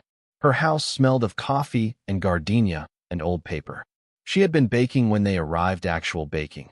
A pecan pie that was still warm on the counter, filling the kitchen with a smell so wholesome it felt almost aggressive, and she made them eat a slice before she said anything about Hendrik, which Nadia respected. The pie was extraordinary. Nadia said so and meant it, and Marguerite gave her the recipe without being asked, which told Nadia something useful about her. He was quiet, Marguerite said, when they'd finished, and she'd refilled their coffee and settled into her chair with the ease of someone who had been sitting in it for decades and intended to keep doing so. Not unhappy quiet. The other kind. Like he'd made a decision about something and was at peace with it. She looked at Nadia. He talked about the island. Not often he was private about where he came from, private about the family. But sometimes, late in the evening, he'd say something about the Gulf the way people talk about home. The color of it. The sound it makes at night. A pause. He missed it, I think. He just missed being the person he was when he was there more than he missed the place itself. Nadia received this carefully. She thought about the photograph of Hendrik on the Widow's Walk, looking out at the Gulf, deciding to leave or deciding to stay. Did he ever say why he went? She asked. Marguerite was quiet for a moment. She looked into her coffee cup like the answer might be there, which was a gesture Nadia recognized from people who are deciding not how to say something, but whether to say it at all. He said once that his sister was too good at holding on, she said finally. That the family held on to everything, the money, the property, the name, the way things had always been. And he needed to know if he could exist without all of that holding. If he was a real person outside of it. She looked at Nadia with the comfortable directness of the very old. Sounds like he was, doesn't it? Sounds like he raised a son who raised a daughter who found a bottle on a beach and didn't walk past it. She picked up her coffee cup. I'd say that's a real person. Nadia thought about that for a long time on the drive back. She thought about what it means to choose ordinary life deliberately, not by default, not because you have no other option, but as a statement of what you value, as an argument against the idea that wealth is necessarily better than its absence. Hendrik had had the option of the island and the estate and the name and all its weight, and he had set it down and walked away and become someone who worked on fishing boats and opened a repair shop and wrote letters to an elderly neighbor in Louisiana about current patterns in the Gulf. She thought, I don't know if that was wisdom or waste. Maybe both. Maybe those things can be the same. She thought, but here I am anyway. With all of it. The box of letters was heavy. 40-odd letters, some several pages long, written in a handwriting that was clearly related to Emmeline's in its precision but looser, more compressed, as though Hendrik wrote faster than his sister, or cared less about the appearance. They were addressed to Marguerite, but several of them, she said, had been meant for no one in particular. He'd just needed somewhere to send them. Nadia read them over the course of the drive back and the days that followed. They were ordinary letters, largely. The letters of a man living an ordinary life, reporting on weather, on work, on the small events of days spent near water, because he could not seem to get entirely away from water. He'd worked on fishing boats for years, moving between ports along the Gulf Coast and occasionally as far as the Atlantic, taking whatever work was offered and doing it well. Then he'd settled, opened a small marine repair shop that had done well enough to be comfortable. He'd been happy, or something close to it. He'd built a life from components he'd chosen rather than inherited, which was, Nadia thought, exactly what he'd said he needed to do. He'd never mentioned the island by name. He'd never mentioned Emmeline by name. But the shape of her was present in the letters the way the shape of something is present in a photograph taken carefully. To exclude it, you knew it was there because of the angles and the framing, because of what the photographer had worked to leave out. In a letter from October 1994, he'd written one paragraph that Nadia read 3 times and then copied into her notebook. I keep thinking about the current patterns in the Gulf. I used to know them by heart when I was a boy. Emmeline would quiz me, because she was always certain that the right knowledge was the thing that stood between you and whatever you were afraid of. I wonder sometimes if she's right. If you know enough, if you calculate carefully enough, you don't have to leave things to chance. But I also think you can know everything and still have to let go. There's a point at which calculation stops being the answer and trust becomes the only option. I'm still figuring out where that point is. Emmeline had found it. She had calculated as much as she could, and then she had let go, and the Gulf had done the rest. Spring came to Paloma Island the way it came to everything in this part of the Gulf, not dramatically, not in the sudden bloom of more northern places, but gradually, a warming and a softening, the water shifting from winter blue to the particular turquoise that would deepen through summer. The garden began to show itself. Rosa came twice a week, and Nadia worked alongside her when she was on the island, learning which plants were original and which were later additions and which were invaders that needed to go. She learned, kneeling in the dirt alongside Rosa, the difference between growth and invasion, between a plant that had been invited and one that had simply decided to show up and expand into whatever space it found. It was a distinction that seemed important beyond horticulture, though Nadia was careful not to push the metaphor further than it would comfortably go. Jesper taught her about the solar system that powered the house and the water collection that supplemented the cistern and the twice-yearly maintenance the dock required to hold against the Gulf's patient erosion. He was a man of few words and great competence, and he taught by doing rather than explaining, which suited Nadia. He had maintained this island for 11 years under Emmeline's direction and then, after her death, under his own best judgment, and the care showed everywhere you looked. She told him this once, trying to express something she wasn't sure she had the right words for. He looked at her for a moment. "Miss Calder used to say a place knows when someone cares," he said. "I always thought that was a little much." But he looked at the dock they were standing on. Maybe. She learned the island the way you learn things that matter, slowly, in layers, the way it revealed itself to her over weeks and months, the way the archive room had revealed itself. Not all at once, but in accumulated detail, each piece adding to the pattern until the pattern became something you could hold. She also, alongside the garden and the lessons and the island itself, began to understand what it meant to live in a place you hadn't built. Not inherited in the abstract, she'd understood the abstract for months, but lived in. The way you develop opinions about where the light falls best at what time of day. The way you learn the sounds a house makes in different weather and stop being startled by them. The way the smell of a place, cedar and salt and gardenia, and something organic she couldn't name, something that was just the island's own particular chemistry, becomes the smell of home. She moved through the house in spring the way she had moved through the trailer in Pelican Cove, with the ease of familiarity, knowing without looking where things were, where the floor had a soft spot, which window stuck in humidity, and which opened easily. The house was large and the trailer had been small, and the difference in scale was enormous and mostly irrelevant. Home was home at any size. What mattered was the quality of attention you brought to it. She brought attention. She carried Emmeline's letters in the cedar box. She kept the key in the drawer of the nightstand in the bedroom she'd chosen, the one on the southwest corner with the view of the garden. She kept the second bottle, the one from the archive room shelf, Emmeline's letter to Hendrik, on the mantelpiece in the library, where she could see it every time she went in for a book. Not as a relic, as a reminder. Some letters need to exist, even when there's no one left to receive them. She thought about that a great deal in those early spring weeks. About what it means to say the thing you should have said, even when the person you should have said it to is gone. About the particular dignity of completing an act of love, even in the absence of its recipient. About Emmeline standing at her desk writing to her brother, 40 years too late, and knowing it. Writing anyway because the writing mattered as much as the reading. She thought, that's something I want to remember. Not just hold. Carry. On one particularly clear afternoon in late March, she climbed to the widow's walk for the first time. The stairs were narrow and steep, and the trap door at the top required some effort, but it gave way with a sound like an exhale, and she came up into the open air with the whole Gulf spread around her in every direction, the island below reduced to a green oval floating in blue, the mainland a thin dark line to the north, and nothing to the south and east, but water going to the horizon and beyond. The wind up here was different, stronger and cleaner, carrying salt and distance in equal measure, the kind of wind that makes you feel simultaneously very small and very present. She could see the pattern of the water from up here, the way the currents moved in visible lines when you were high enough to see the whole surface at once, the way the color shifted from place to place as the depth changed. Emmeline had calculated the current from somewhere like here.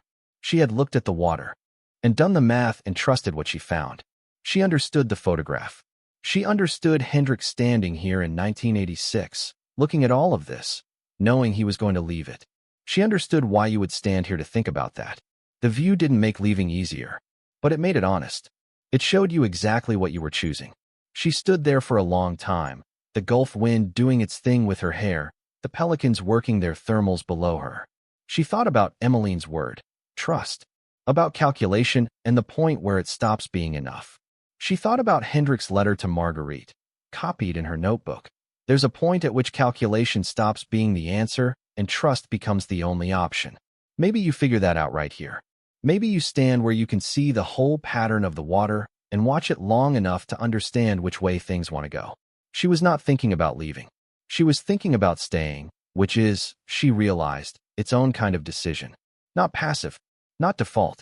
A choice made every day, renewed every morning, as deliberate in its way as Hendrik's choice to go. She stayed until the light began to change. Then she climbed back down to the island, which was hers, which was home, which was waiting. And when she stepped off the last stair into the library, she could smell gardenia through the open window, and the Gulf was audible below, constant and patient, and the house was quiet in the way of something that has been inhabited long enough to not need to make itself known. She stood there for a moment at the foot of the stairs, between the widow's walk above and the archive room below, between all that sky and all those years of paper and oil and silver frames. She stood there and let herself belong to the place. That was, she would later understand, the moment she actually arrived. Not when the DNA matched. Not when the probate cleared. Not when Farrow handed her the rosewood box. Here, in the library, smelling of gardenia, with the Gulf in her ears, in a house that was learning her weight the way houses learn the weight of the people who choose them. Some things you find by searching. Some things find you. And some things the rarest kind you find by staying still long enough to let the current carry them to you. She had been all three kinds of found. She turned and went to the kitchen to see if there was anything left for dinner, and the house settled around her as she walked, one board, then another, the small sound of a structure accommodating itself to a person it had been waiting for. The story broke nationally on a Thursday morning in April, 8 months after Nadia had found the bottle. She knew it was coming. Farrow had warned them gently, professionally, with the tone of someone who has seen many things and understands that some of them cannot be contained indefinitely. A journalist at a regional paper in Pensacola had been piecing it together for weeks, cross-referencing the probate filing with the deed transfer and the local news item about the girl from Pelican Cove who'd found something on the beach. He'd done his job well. By the time Farrow's office received the request for comment, the story was already written. It would publish with or without them. They chose to cooperate, carefully, on their own terms. Farrow handled the negotiation, a single interview with Reyna and Nadia, limited in scope, with final approval over the photographs used and no access to the island itself. The journalist agreed. He turned out to be a quiet man in his 40s named David Holt who had covered the Gulf Coast for 20 years and who treated the story with a respect that surprised Nadia, as though he understood that what he was writing about was not a novelty, but a human thing, and that human things deserved to be handled accordingly. The piece ran in the Pensacola paper on Thursday morning and was picked up by the Wire by Thursday afternoon. By Friday, it was everywhere. Girl finds bottle on beach, inherits $431 million island estate. That was the headline in the national version, stripped of nuance, reduced to its most remarkable components. Below it, in smaller type, Gulf current carried letter from deceased heiress to estranged family's descendant. Nadia read it on her phone sitting at the kitchen table of the rented house, her coffee going cold beside her, and felt the same slight vertigo she'd felt every time the story was reduced to its summary, formed the sense that what was being described was real, but was also not quite the thing she had actually lived. The version in the Wire story contained several details that were accurate, and one that wasn't quite it described Nadia as having found the bottle while walking her dog, which was bewildering, as Nadia had never owned a dog, and she eventually traced the error to the Pensacola journalist having misheard something in the interview, or possibly having added a detail that seemed to him to make the scene more complete. He apologized. She told him it didn't matter. He said a correction would run. She said thank you and meant it partially. The thing she had actually lived was more specific and more strange and more ordinary all at once. It was cold sand between her toes and a green glint in low morning light. It was Reyna pressing the heels of her hands against her eyes at the card table. It was Farrow's careful expression when he reached into the cabinet, and the rosewood box, and the key that turned without resistance. It was Marguerite's pecan pie and Hendrik's handwriting and Alda Voss's jaw in a century-old photograph. None of that fit in a headline. None of it was supposed to. The calls that came after were a different order of magnitude from what they'd navigated before. Farrow's office handled most of them, but some got through journalists from outlets larger than Pensacola, producers from morning television programs, a documentary filmmaker from New York who had a pitch already written and a sense of urgency that suggested he'd been waiting for exactly this kind of story, 2 podcast hosts, a woman from a major publisher who said she thought there was a book in this, and had Reyna considered whether she might want to write it. There was also, briefly, a man who called claiming to be Hendrik's other son, which would have made him Nadia's half-uncle, which Farrow investigated with the quiet thoroughness that was his professional signature and determined to be entirely false, a piece of opportunism so transparent it barely warranted the time spent on it. Though Reyna spent one evening being upset about it in the specific way she got upset when people revealed themselves to be exactly as untrustworthy as her experience of the world had prepared her for. "I know," Nadia said, sitting beside her on the veranda. "I'm not upset because I'm surprised," Reyna said. "I'm upset because it happens every time. Every single time someone has something good, someone else shows up to take a piece of it." Farrow handled it. "I know he did. And we're okay. I know we are." She exhaled. "I'm still allowed to be upset." "Absolutely," Nadia said. "Be upset for exactly as long as you need to." Reyna was quiet for a moment, looking at the Gulf. Then she said, "Okay, done." And they went inside for dinner. Reyna had, in fact, considered the book from the publisher. She'd been thinking about it since January, alone at night in the rented house while Nadia slept, turning the idea over with the careful attention she brought to everything she wasn't sure about. Not a book about the money. A book about the years before the trailer, the overnight shifts, the way you stretch a life until it's nearly transparent and pray it holds. The book that would tell every woman who had ever counted hours between meals or stretched money through sheer, well, that the Gulf sometimes carries things you didn't know to look for, and that the looking down, the attention to the waterline, is itself a form of readiness. She called the publisher back. Nadia, meanwhile, was having a different experience of the story's expansion. At the mainland day school, things changed in the specific, uncomfortable way things change when a person becomes known for something outside the normal range of schoolyard identity. There was a week of staring and a week of whispering, and then, from the children who were unkind, a week of the particular cruelty that preteens can produce when they feel both threatened by and dismissive of someone else's good fortune. There was a girl named Brittany who sat 2 rows ahead in English and who said, loudly enough to be heard by the 3 people nearest her, that the whole thing was probably fake and that Nadia's family had just figured out a good scam, which was the woman Tarazover's argument repackaged for 11-year-old delivery. Nadia heard it. She let it sit for a moment, the way you let something uncomfortable sit to understand its actual weight before you decide what to do with it. She thought about whether it was worth the energy of a full response, and she thought about what her mother would do, which was usually the right North Star in these situations. Reyna would have been direct and quiet. Not defensive, not aggressive, just precise. Then she turned to the girl and said, in a voice that was entirely level, "The probate documents are public record. You can look them up." She turned back to her desk. Brittany did not say anything else about it. 3 weeks later, Brittany stopped Nadia in the hallway between classes and said, with the specific pained quality of someone performing an act that does not come naturally to them, "I looked them up. I'm sorry." She walked away before Nadia could respond, which was probably the better part of the whole encounter. Nadia watched her go and thought, that must have been hard. And she meant it without irony, because she had been in situations that required apology and had learned that it was harder than most people gave it credit for. What surprised Nadia more than the unkindness which she had anticipated, because she had been paying attention to human nature for 11 years and had some working theories, was the loneliness that came with the story being public. Not the dramatic loneliness of isolation. Something quieter. The sense that a version of herself now existed in the world that was separate from her actual self and would always be, in some way, harder to account for. The bottle girl. The air. The story.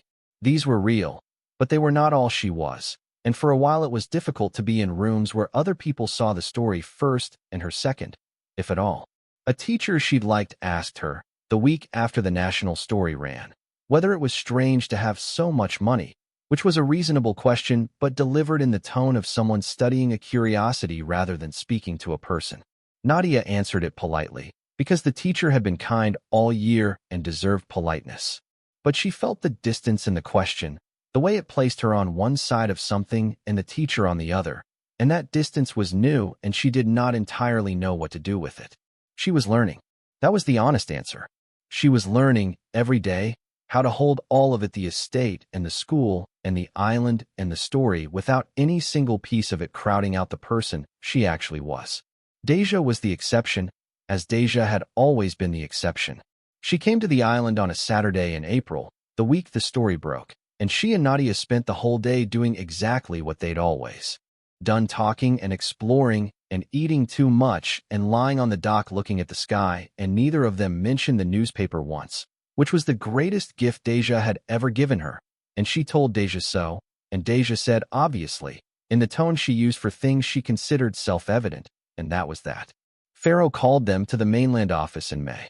Not for paperwork this time. The paperwork was largely finished, though there would always be more, financial management being one of those things that never entirely ends. This was for a different kind of conversation. He told them that the estate's financial advisors, a team Emmeline had retained, who had continued managing the portfolio after her death under the terms of the trust, had requested a meeting to discuss strategy. The portfolio was performing, but the size of it meant that decisions made now would have consequences across decades, and those decisions properly belonged to the people who held the estate, not to managers operating in a temporary capacity. He also told them that the Emmeline Voss Calder Maritime Education Foundation, established by Emmeline herself in her later years, funded by a portion of her own income, modest but active, had been in contact with Farrow's office about the estate. The foundation ran programs for young people in Gulf Coast communities, teaching navigation and marine science and environmental stewardship. It had, in recent years, been underfunded. Emmeline's letter of intent had expressed the hope that the estate might continue and expand this support. Reyna and Nadia sat across from Farrow and listened. Then Reyna said, "What does expansion look like?" Farrow slid a document across the desk. The foundation's director prepared a proposal. 3 new programs, 2 additional staff positions, an endowment that would sustain operations for the next 40 years without requiring ongoing contributions. He paused. The cost would be approximately $12 million. Against the estate's current value of $431 million, that represents slightly under 3%. $12 million. The number sat in the room with its several zeros and its weight. Nadia looked at it. She thought about the foundation's name, Maritime Education. She thought about a woman who had spent decades calculating current patterns and knew the Gulf the way you know something you've studied and loved simultaneously. She thought about what Emmeline had said in the letter of intent, not what they owned the message. "Yes," Nadia said. Reyna looked at her daughter. "Yes," Nadia said again, less as a decision than as a confirmation of something already decided. "That's what the money is for. Not all of it, but that." Emmeline built something worth continuing. "We should continue it." Reyna looked at Farrow. "What's the process?" Farrow smiled for the second time in their acquaintance. "I'll arrange a meeting with the foundation's director." The foundation's director was a woman named Carmen Reyes, who had grown up in Pensacola and had been running the foundation for 6 years, and who had, over those 6 years, developed the particular combination of passion and pragmatism that effective nonprofit leadership requires. She was in her late 30s, brisk and clear-eyed, and she came to the island for the meeting, which meant Nadia got to watch someone else experience the house and the view for the first time, which was its own kind of pleasure. Carmen stood on the veranda for a long moment before sitting down, looking at the Gulf with an expression Nadia recognized. "Emmeline used to have meetings here," Carmen said. "Foundation business. I came twice, before she died. I forgot how she stopped, searching for the word. How real it is."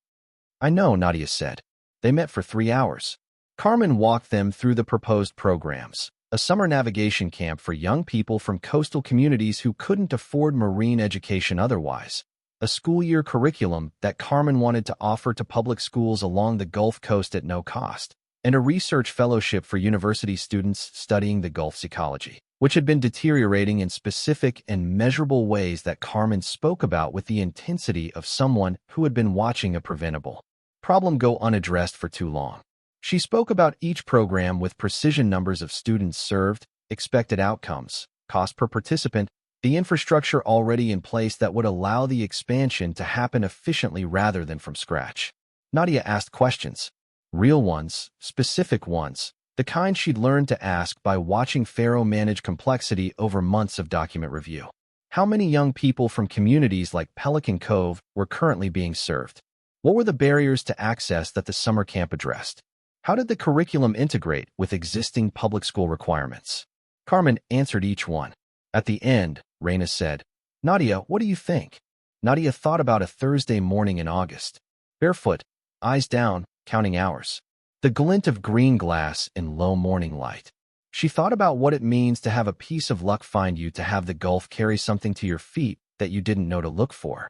And she thought about all the children walking water lines in all the communities along the Gulf Coast who were as attentive and as capable and as worthy of good fortune as she had been, and who were not going to find a bottle addressed specifically to them, because the world does not work that way most of the time. But the foundation could work that way.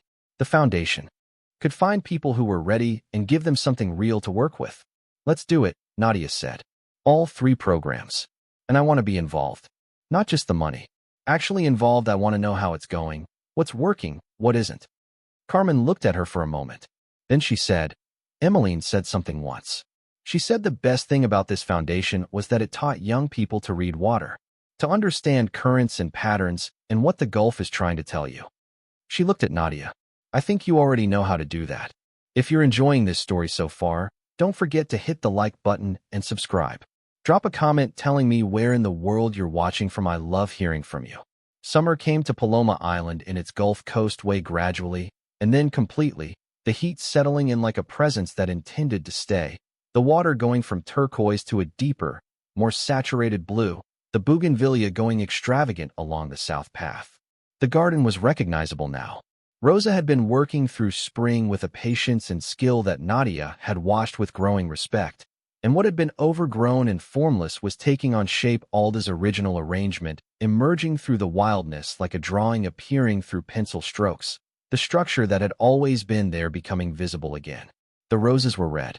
Nadia had wondered about that. From Emmeline's label on the painting, Alda's roses were still red then, which implied they'd changed, or that Emmeline's memory of them was specifically of their original color. She'd asked Rosa. "They're a climbing rose that reverts if you don't maintain the graft," Rosa said. "Left alone long enough, they go back to the original rootstock, which is red." She looked at them, blooming along the restored wall. "In a way, this is what they always wanted to be." Nadia wrote that in her notebook too.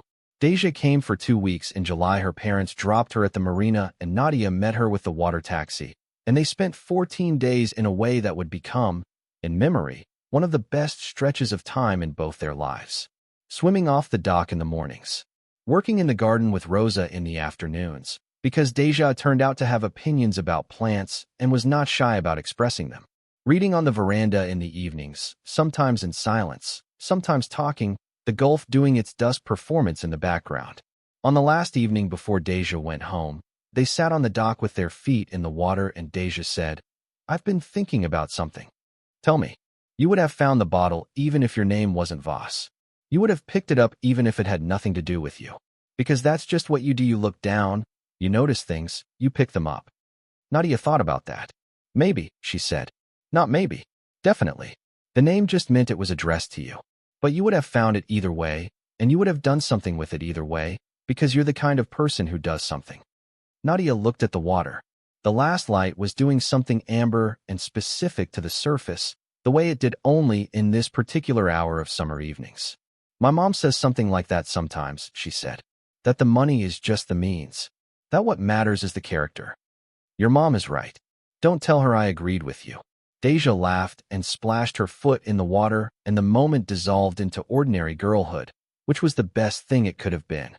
In September, the summer navigation camp held its first session.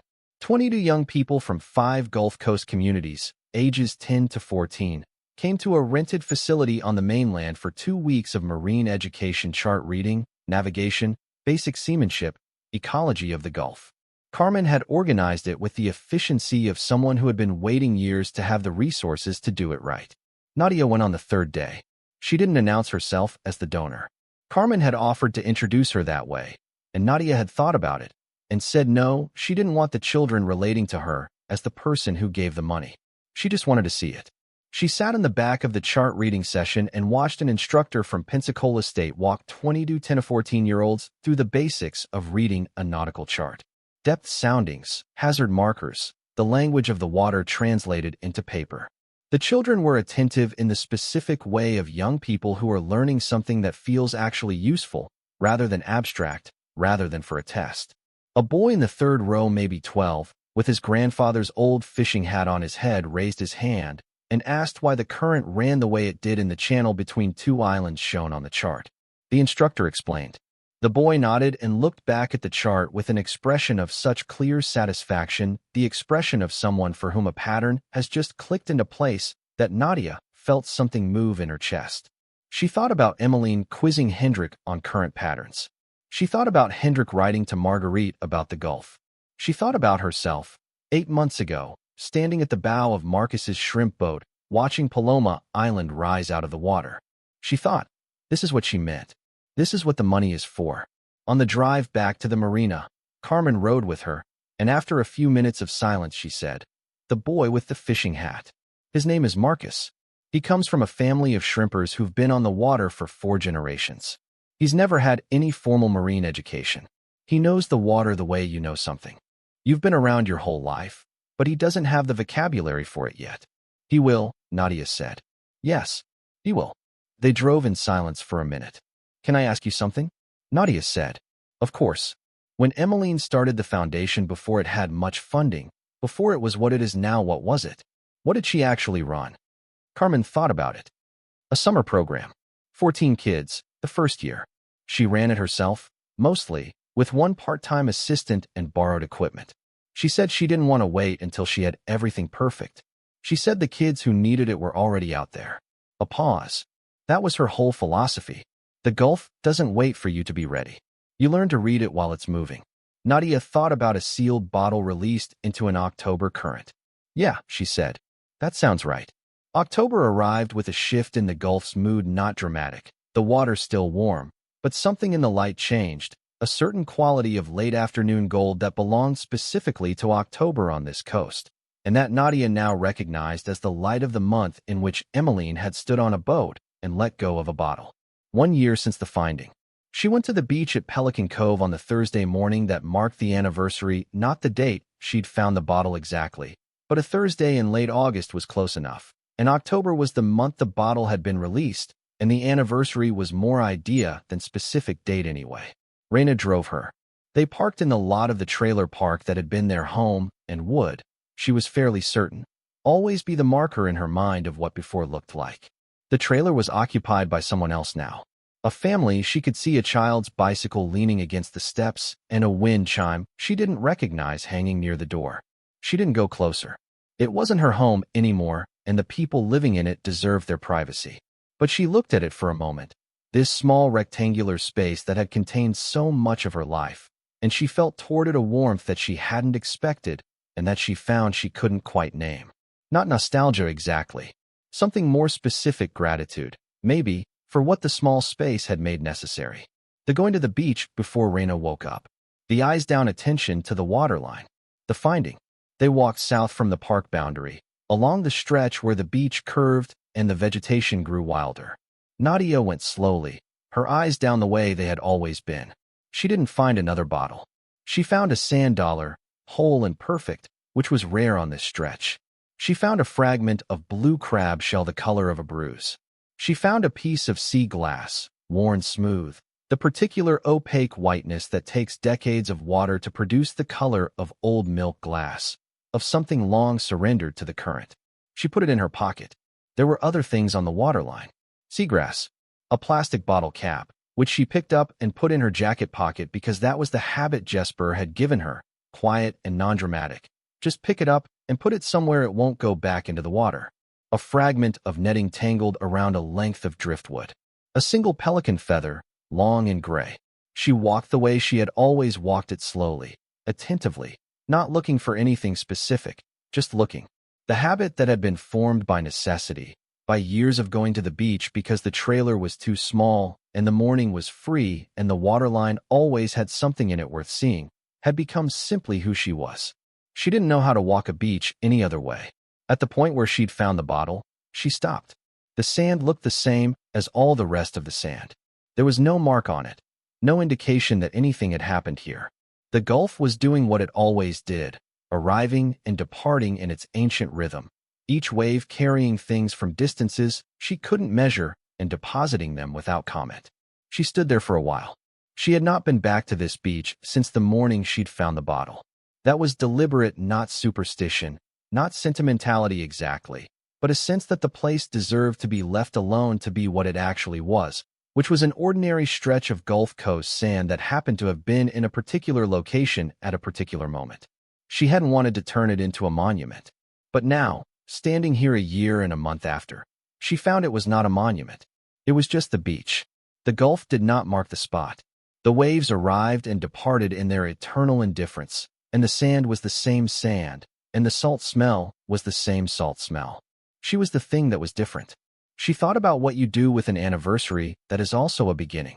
She thought about the specific quality of gratitude that doesn't have a single clear object not grateful to a person exactly, or to an institution, or even to luck, but to a combination of factors so intricate and specific that the only honest way to hold it was as something close to awe.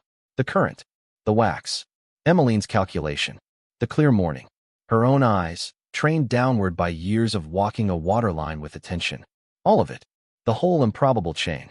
The chain had not ended with the bottle. It had extended through Farrow's faithfulness and the probate and the rosewood box and the archive room and the foundation and Carmen and the boy in the fishing hat and Reyna's book and the garden and Deja's visits and Jesper's lessons and Rose's knowledge and Marguerite's pecan pie and Hendrik's handwriting and Alda Voss's jaw in a silver frame. The chain was still extending. She was, right now, in the middle of it. That was not a thought she'd been capable of on the August morning when she'd found the bottle. She'd been at the beginning then, and the beginning was too close to see as a beginning. It was just a Thursday morning and a green glint in the sand and a decision she didn't even register as a decision to reach down, to pick it up, to carry it home. The smallest decisions. The ones you don't know you're making. Reyna came to stand beside her. They didn't say anything for a while. Then Reyna said, "I've been thinking about the book." "What about it?" "The publisher wants it to be about the inheritance. The bottle, the island, the money.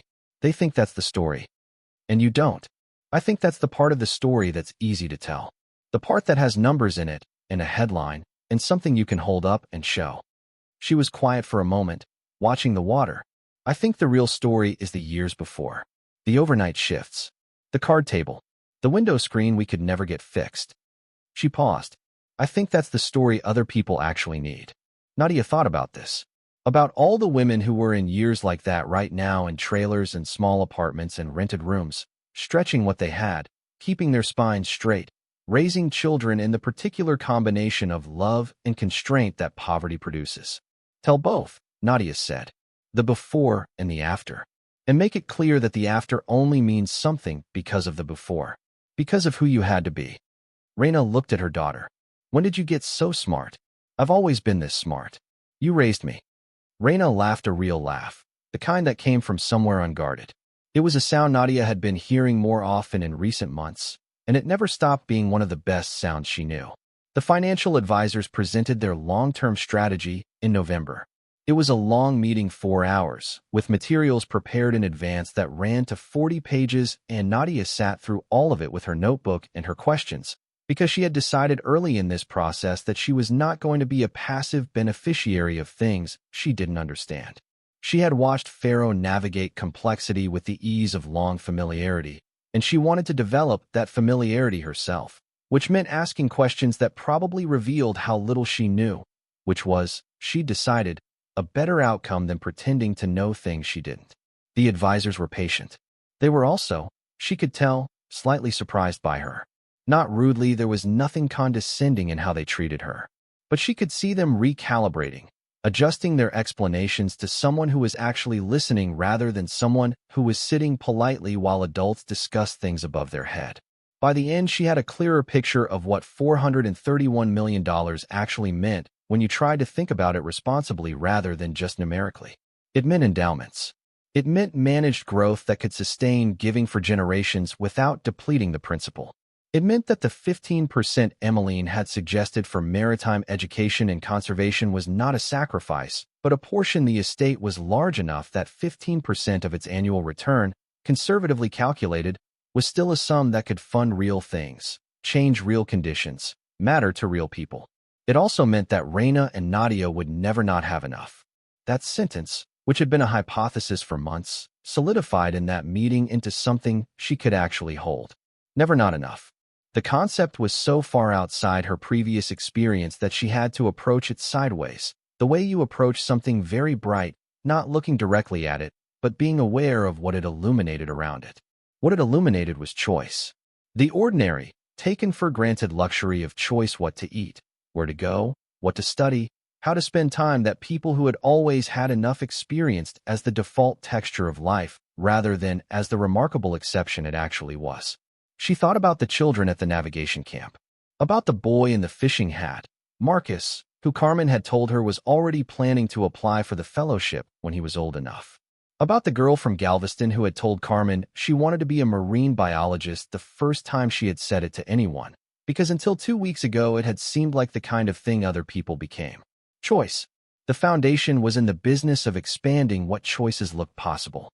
That seemed, to Nadia, like the right business to be in.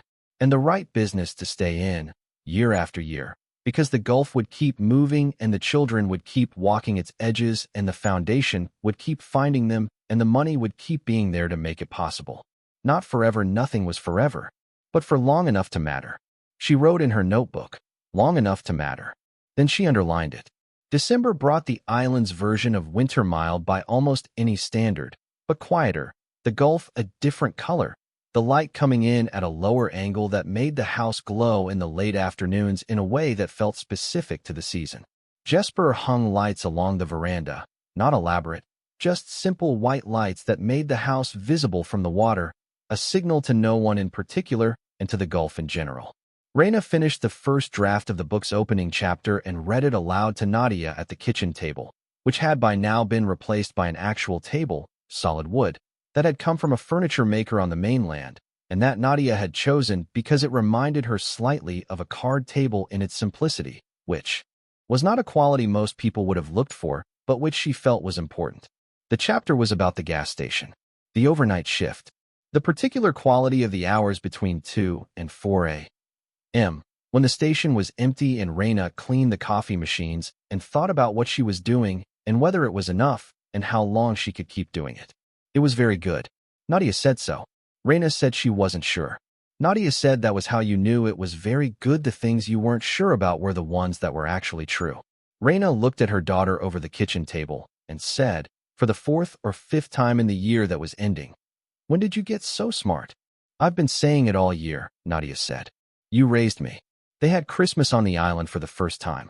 Celia and Marcus came over from Corpus Christi, and Deja's family came for 2 days, and Farrow came for dinner on Christmas Eve with his wife, who turned out to be a quiet woman named Margaret who had clearly been listening to 41 years of Calder estate news, and who said, when she first walked into the house, "Oh, it's exactly as he described it," which told Nadia that Farrow talked about the island at home, which she found she was glad to know.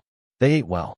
They sat on the veranda after dinner in coats and blankets because December was not, even here, actually warm. The gulf was visible in the dark, lit faintly by stars and by the lights Jesper had strung along the dock, a small amber glow on the water. If you're hooked on this story, make sure to subscribe and turn on notifications so you never miss an upload. Your support means everything and helps me bring you more emotional stories like this one. Celia said, toward the end of the evening, filling her wine glass for the 3rd time, that the whole thing still felt like something she'd made up. The bottle, she said. The letter. The island. 40-something floors of people making decisions about Emmeline's estate, and all of it, finally, landing on my niece because she went to the beach on a Thursday morning. She shook her head. "How does that happen? Carefully, Nadia said. Celia looked at her. Emmeline was very careful, Nadia said. She calculated the current. She chose the right kind of glass, the right kind of wax. She wrote a letter that was specific enough to mean something to the right person and open enough not to be missed by anyone who found it. She filed everything correctly, kept Farrow informed, left a DNA sample, set up the trust instrument so that the court window was long enough. She was careful for years. And then she let go. The table was quiet. The luck, Nadia continued, is that I walked that particular stretch of beach at that particular time and looked down instead of up. But that's not really luck either. That's habit. I always walked that way. Emmeline just trusted that there would be someone, somewhere on that coast, who did. Farrow was watching her from the end of the table with an expression that had something in it she couldn't quite name, not surprise exactly, but a kind of recognition, as though she had said something he'd been thinking for a long time. That, he said quietly, is exactly what she told me. When I asked her if she was certain, she said, I am not certain the right person will find it. I am certain there is a right person, and I am certain the Gulf knows how to carry things. The table was very quiet after that. Marcus, who had been mostly silent through the evening, said, well, she was right. And that was, in some ways, the most complete summary of everything. January returned. 1 year, 2 months since the bottle. The anniversary of the probate approval. The anniversary of the number $431 million landing on Farrow's desk and becoming, for the first time, real in a way that documents rather than theory could express. Nadia sat on the veranda on a January morning, which was the coolest month on the island, the Gulf gray and beautiful in a way she had come to prefer to summer's extravagance, something honest about winter water, something that didn't ask anything of you. She had her notebook. She had her coffee, which she made now in the kitchen with a competence she'd developed over months of living in a house with a real kitchen rather than a corner with a hot plate. She had the cedar box, because she often brought it out here in the mornings, not to open it, but just to have it near. She thought about what she would tell Emmeline, if she could. She thought, the island is the same, which you would probably be glad to hear. The house is inhabited now in the full sense it knows our weight. Its floors have learned our habits. The kitchen has the smell of actual cooking. Jesper is still here. His wife has taught me more about the Gulf's ecology than most adults ever learn, and she does it the way you apparently did, everything precisely, without waste, with the assumption that the person in front of her is capable of understanding if you take the trouble to explain it properly. She thought, Rosa has brought the garden back to something close to what Alda made, and the roses are red. That detail, the roses returning to what they always wanted to be, has stayed with me all year. I think about it when I think about the foundation, about the idea that the original intention persists, even through long neglect, and that with the right attention you can bring it back. She thought, the archive room has been cataloged properly. I hired a woman from the University of Florida who specializes in family papers, and she spent 3 months on the island working through everything, and she created a finding aid, a guide to what is there and where, so that anyone who studies the collection in the future can navigate it without having to know in advance what they're looking for, which seems important, which seems like something you would have approved of. She thought, your letters to Hendrik are in the archive. They are preserved. They will be there for as long as the island is there. She thought, the foundation has served 43 young people in its first year of expanded operation. Carmen is already planning a second summer camp and a pilot of the school curriculum in 3 public schools. The boy in the fishing hat, Marcus, the shrimper's son, came back for an advanced session in October and asked a question about tidal patterns that stumped 2 of the instructors, which Carmen reported to me with the specific kind of pride that belongs to someone watching the thing they built do exactly what it was built to do. She thought, my mother is writing a book. It is about the overnight shifts in the card table and the window screen that was never fixed, and also about the morning her daughter came home with a glass bottle and a letter and said, Mom, I need you to look at something. She is working on it slowly and carefully, the way she does everything, and it is very good. The publisher has already said they want it. I think a great many women are going to read it and feel less alone, which is what the best books do. She thought, I am 12 years old now. My birthday was in November. We celebrated on the island, not a large party, just Reyna and Deja and Celia and Marcus and Jesper's family, who had by this point become something like the island's permanent residents in spirit, even when they were not there in body. Deja gave me a paperback about oceanography and wrote in the front for the girl who already knows the water. I keep it on the nightstand next to the key, she thought. The woman 2 rows over in the trailer park, the one who said it was fraud and then didn't apologize. Nadia had thought about her more than once in the past year. Not with anger, with something that was trying to become understanding. She thought. She didn't believe in it because she had been disappointed too many times, and that is a reasonable thing to be. I don't hold it against her. I hope something good finds her eventually, in whatever form she can accept it, she thought. Brittany apologized, and that cost her something, and I respected the cost. She thought. I have not forgotten who I was before. I am keeping the promise. She put her coffee down and opened the cedar box and took out Emmeline's first letter, the one from the bottle, the one that had started everything, and read it for the first time in several months. Not because she'd forgotten it, but because there is a difference between knowing something and reading it again with new eyes. To whoever finds this, I am writing to you from a place of great urgency, and, I confess, some desperation. She read it through to the end, the way she had read it 4 times on the morning she'd found it, at the card table in the trailer with the refrigerator humming its worried hum. The island is real. The estate is real. The money is real. All you have to do is come. All you have to do is come. She put the letter back in the box and looked at the gulf. What Emmeline hadn't written, because she couldn't have known to write it, was what came after the coming. The rooms that revealed themselves one at a time. The key in the lock. The second bottle on the shelf. Marguerite's pecan pie. The boy in the fishing hat. The garden with its red roses returned to what they always wanted to be. The house learning her weight, floor by floor. What came after the coming was the life itself. The actual living of it. And that was not in any letter. That was not something you could calculate or seal in wax or trust to a current. That was something you had to do yourself, every day, with the character you'd built in all the ordinary time before.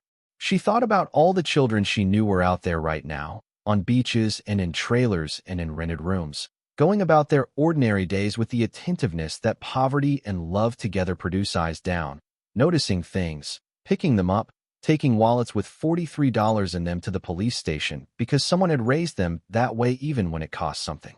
The gulf moved. It had been moving since long before any of this, and it would keep moving long after, indifferent to the small dramas conducted along its edges, carrying things from distances that couldn't be measured to places that couldn't be predicted, operating on a patience so vast that human urgency barely registered against it. But it carried things. That was the fact. It carried things. It had carried a sealed bottle in dark green glass from a woman on a boat to a girl on a beach, and the girl had looked down instead of up, and the rest of it had followed from that single ordinary moment of attention. She thought, that is the thing worth keeping. Not the estate. Not the numbers. The habit of looking down. The willingness to pick things up. The specific, ordinary readiness that no one can give you and no inheritance can replace. Emmeline had trusted the gulf to carry the bottle. The gulf had trusted Nadia to carry what was inside it. And she would. She closed the cedar box and picked up her coffee and looked at the water and let herself be, for just this one morning, in no particular hurry to do anything at all. The island was here. The foundation was running. The garden was blooming in its restored, patient way. Her mother was inside writing a true thing. Farrow was at his desk on the mainland handling whatever needed handling with the faithfulness of 41 years. Everything that needed to be in motion was in motion. She thought about the version of herself from 16 months ago, the girl with cold sand between her toes and a hunger that was physical and also something else, a hunger for more than food, for the specific assurance that things could be other than they were. That version of herself had been capable and attentive, and she had not known it. She had just been living her life. She still was. The life was larger now, and the island was real, and the foundation served 43 young people and would serve more, and her mother was writing a true thing that would reach women who needed it. And Jesper was downstairs doing whatever Jesper did in the mornings, and Rosa was coming Thursday, and Deja was planning her next visit. And Farrow's email yesterday had contained 3 items of routine estate business, and 1 item that was not routine at all, a letter from the University of Florida's Marine Science Department, expressing interest in partnering with the Foundation on a long-term Gulf ecology study. She had written back, "Yes, let's talk." She breathed in the salt air and the January quiet and the smell of coffee and the distant possibility of gardenia. which Rosa said would come back strong in spring. Spring was coming. She was here. That was enough. More than enough. Exactly what the word had always meant, before and after, in the trailer and on the island. In the years of scarcity and the years that followed them. Not a ceiling. Not a consolation. Just the precise and honest name for what you had when you had what you needed and could give from what remained. The point of money is to make life less hard. Emmeline had written that, and it was true, and it was also not the whole truth. The whole truth was that the money was a tool and the life was the point, and the life was the coffee and the January light, and the Gulf doing what it always did, and the house settling around her, and the foundation running, and the roses coming back red, and her mother's voice through the glass and Deja's laugh, and the boy in the fishing hat learning the vocabulary for what he already knew. All of it was the point. She put the letter back in the cedar box and closed the clasp and set it on the railing and looked at the water. Some things you find by searching. Some things find you. And some things the rarest kind you find by staying still long enough, by keeping your eyes down and your attention open and your willingness intact, until the current carries them to your feet. She had been all three kinds of found. Enough. Thank you so much for watching until the end. If you love this story, check out the other videos on your screen now. I think you'll really enjoy them. And don't forget to subscribe if you haven't already. See you in the next story.